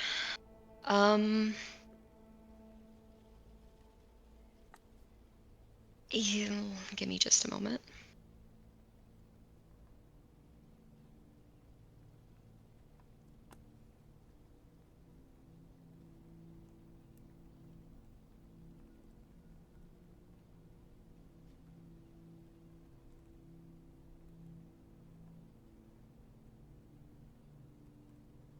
I am typing that out right now. Okay, perfect.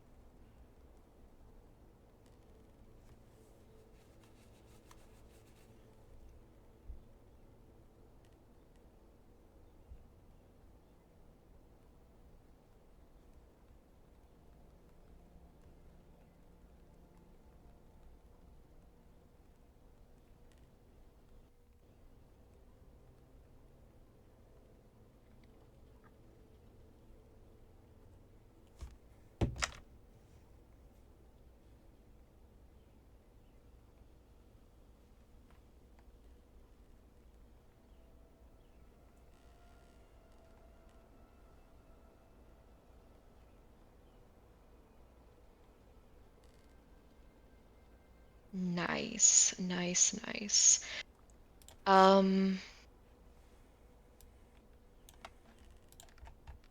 Okay. Well, Hellebore is first and foremost going to try her absolute damnedest to break out of these chains, because until she does, she cannot reach her meal and she cannot cast magic. So these have got to go first and before, getting into the bloody stuff. Roll an attack roll. Okay.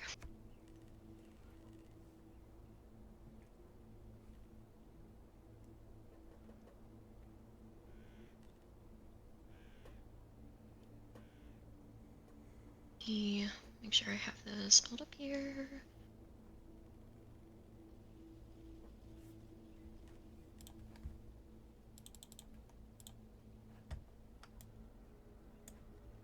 $21 to hit. Roll damage. Okay.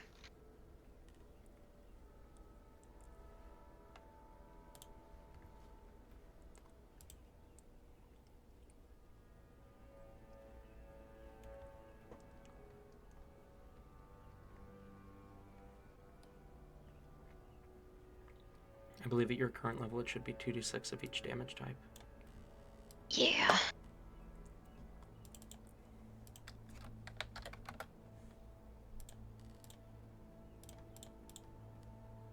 Well, let me just clarify something real quick.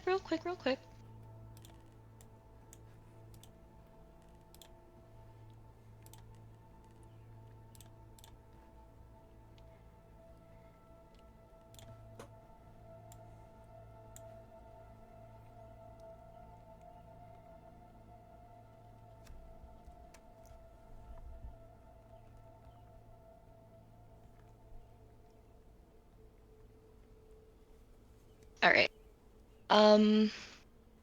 So that would be a grand total. It would be specifically added to the bludgeoning damage in this case.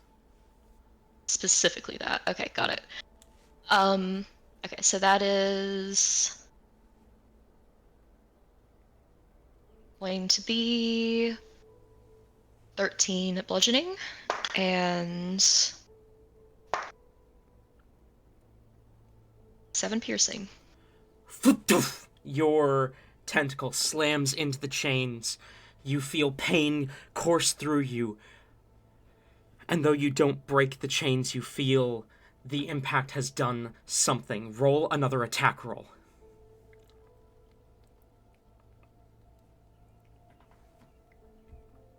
That is another 21. Hits. Roll damage.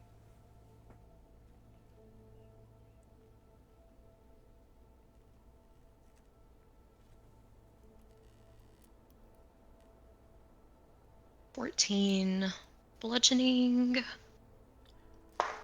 and 6 piercing.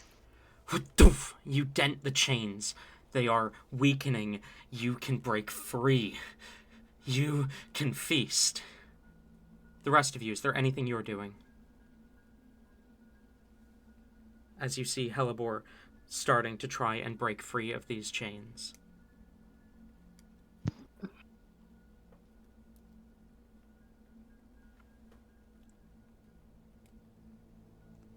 The light of only Ordon's moon shining above you.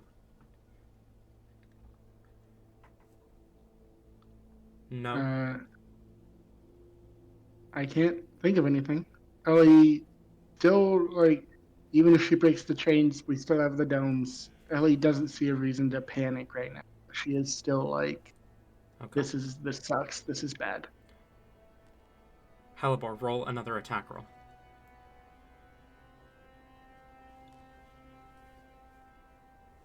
19. Hits. Roll damage.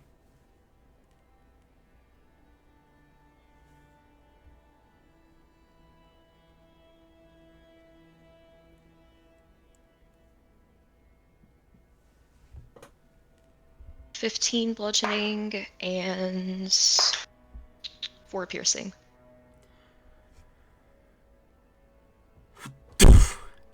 It dents even more. It is almost gone. This damn silver. Roll another attack roll.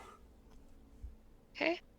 And I am not even rolling the necrotic for this. I don't think that damage chains, but that's up to you. No, necrotic would not Okay. damage the chains. Okay. That one, a soft 20 to hit. Hits. Roll damage.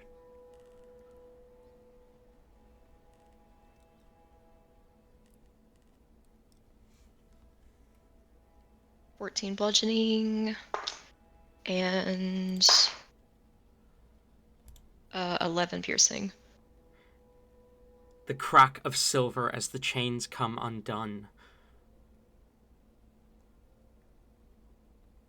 You are free. All right. Okay. As she becomes free, she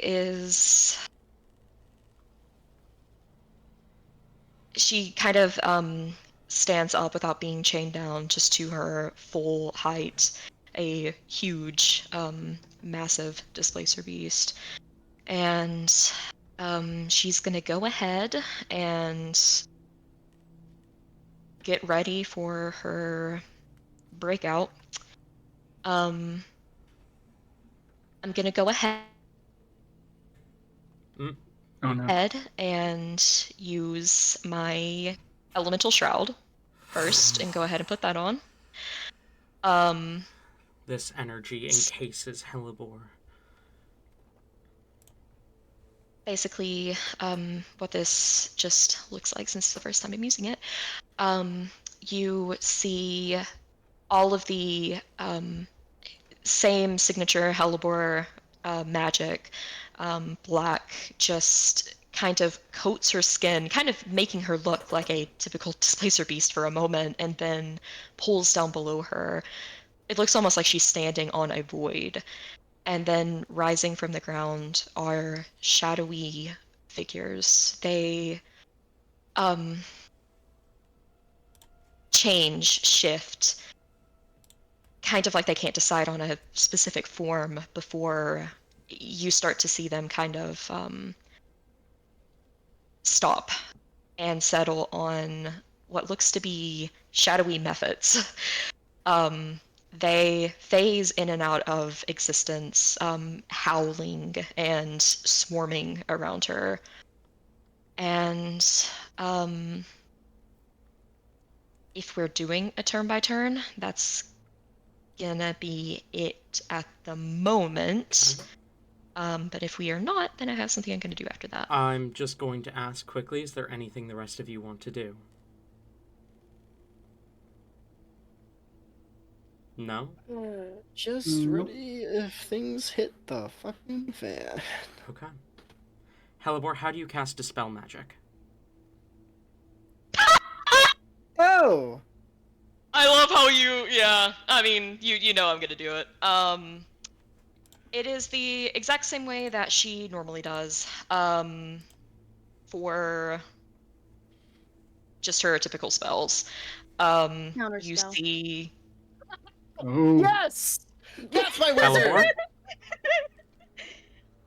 Alright. you also have a reaction. Yeah, I'm gonna counterspell that. I don't have counterspell. I didn't have that. I didn't take it because I didn't want to take. I've already explained this. Rain, you see the magic begin to gather around Helibor as she begins to prepare to dispel the dome. You reach out with your own magic and she barks out at you. This echoing cry dominating your mind for a moment, and you just stop as one of the domes goes down. In This the one. moment that like Rain sees what's happening, can Rain like try to stand up at full alert to try to like give those everyone else like those few extra seconds of like, hey, get ready, pay attention. As the dome goes down, Helibor, you see a person halfway through one of the domes. Panic in his face as the protection suddenly falls down around him. You still have your movement. Can I have the rest of you roll initiative? We're going to do Helibor's turn, and then we're going to call session. Which dome fell down? Thousands or Rain? We'll say that one was Talzin's. Alright. So Telly was definitely Thousands. I said I was being ready if Or, if no, sorry, that one would have been Rain's if Heli was in Talzin's. Oh, okay. So Rain is exposed again. No, I had Rain and Talzin in both domes. You guys should be able to see the circle on the map for the dome. Oh shit, there's a battle map.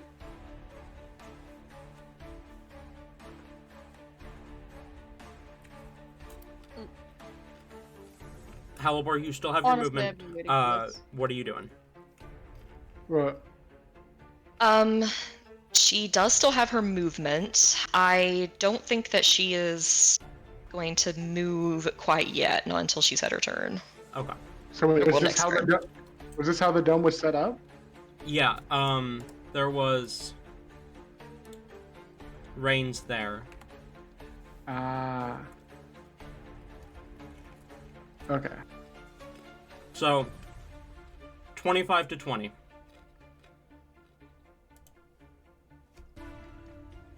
Yikes. 20 to 15.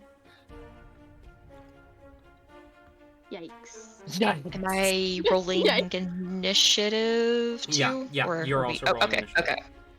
Okay, let me roll that. That is indeed a yikes in the chat. That's a 16 for me. Okay, Helibor has the highest initiative, apparently. Wait, fuck, I have advantage on this show. Forgot about that. Wait, do I? That's what I, right? 15 to Hold 10. on. I have advantage on Oh, this show. yeah. I forgot about that. I got I got 24. I just rolled natural one with advantage. Okay. Oh, okay. 15 forgot. to 10. 14. Okay. What's your Not bonus? 24, 22. Huh? Rain, what's your bonus? 2. What's your dex score? 2. Score. Oh wait, 15. Okay. 10 to 5. 8. And That's all. Philly? Philly goes off my turn, doesn't it? No, I think- he's a Oh familiar. wait, no, you're right. You're Familiars right. roll their own initiative. Philly got higher than me. Philly got a 15. 15. Okay. With that being said, that's where we're going to end tonight's session. Thank you all for coming, both viewers and players. And next week, we have quite the feast coming. I'll see you all then.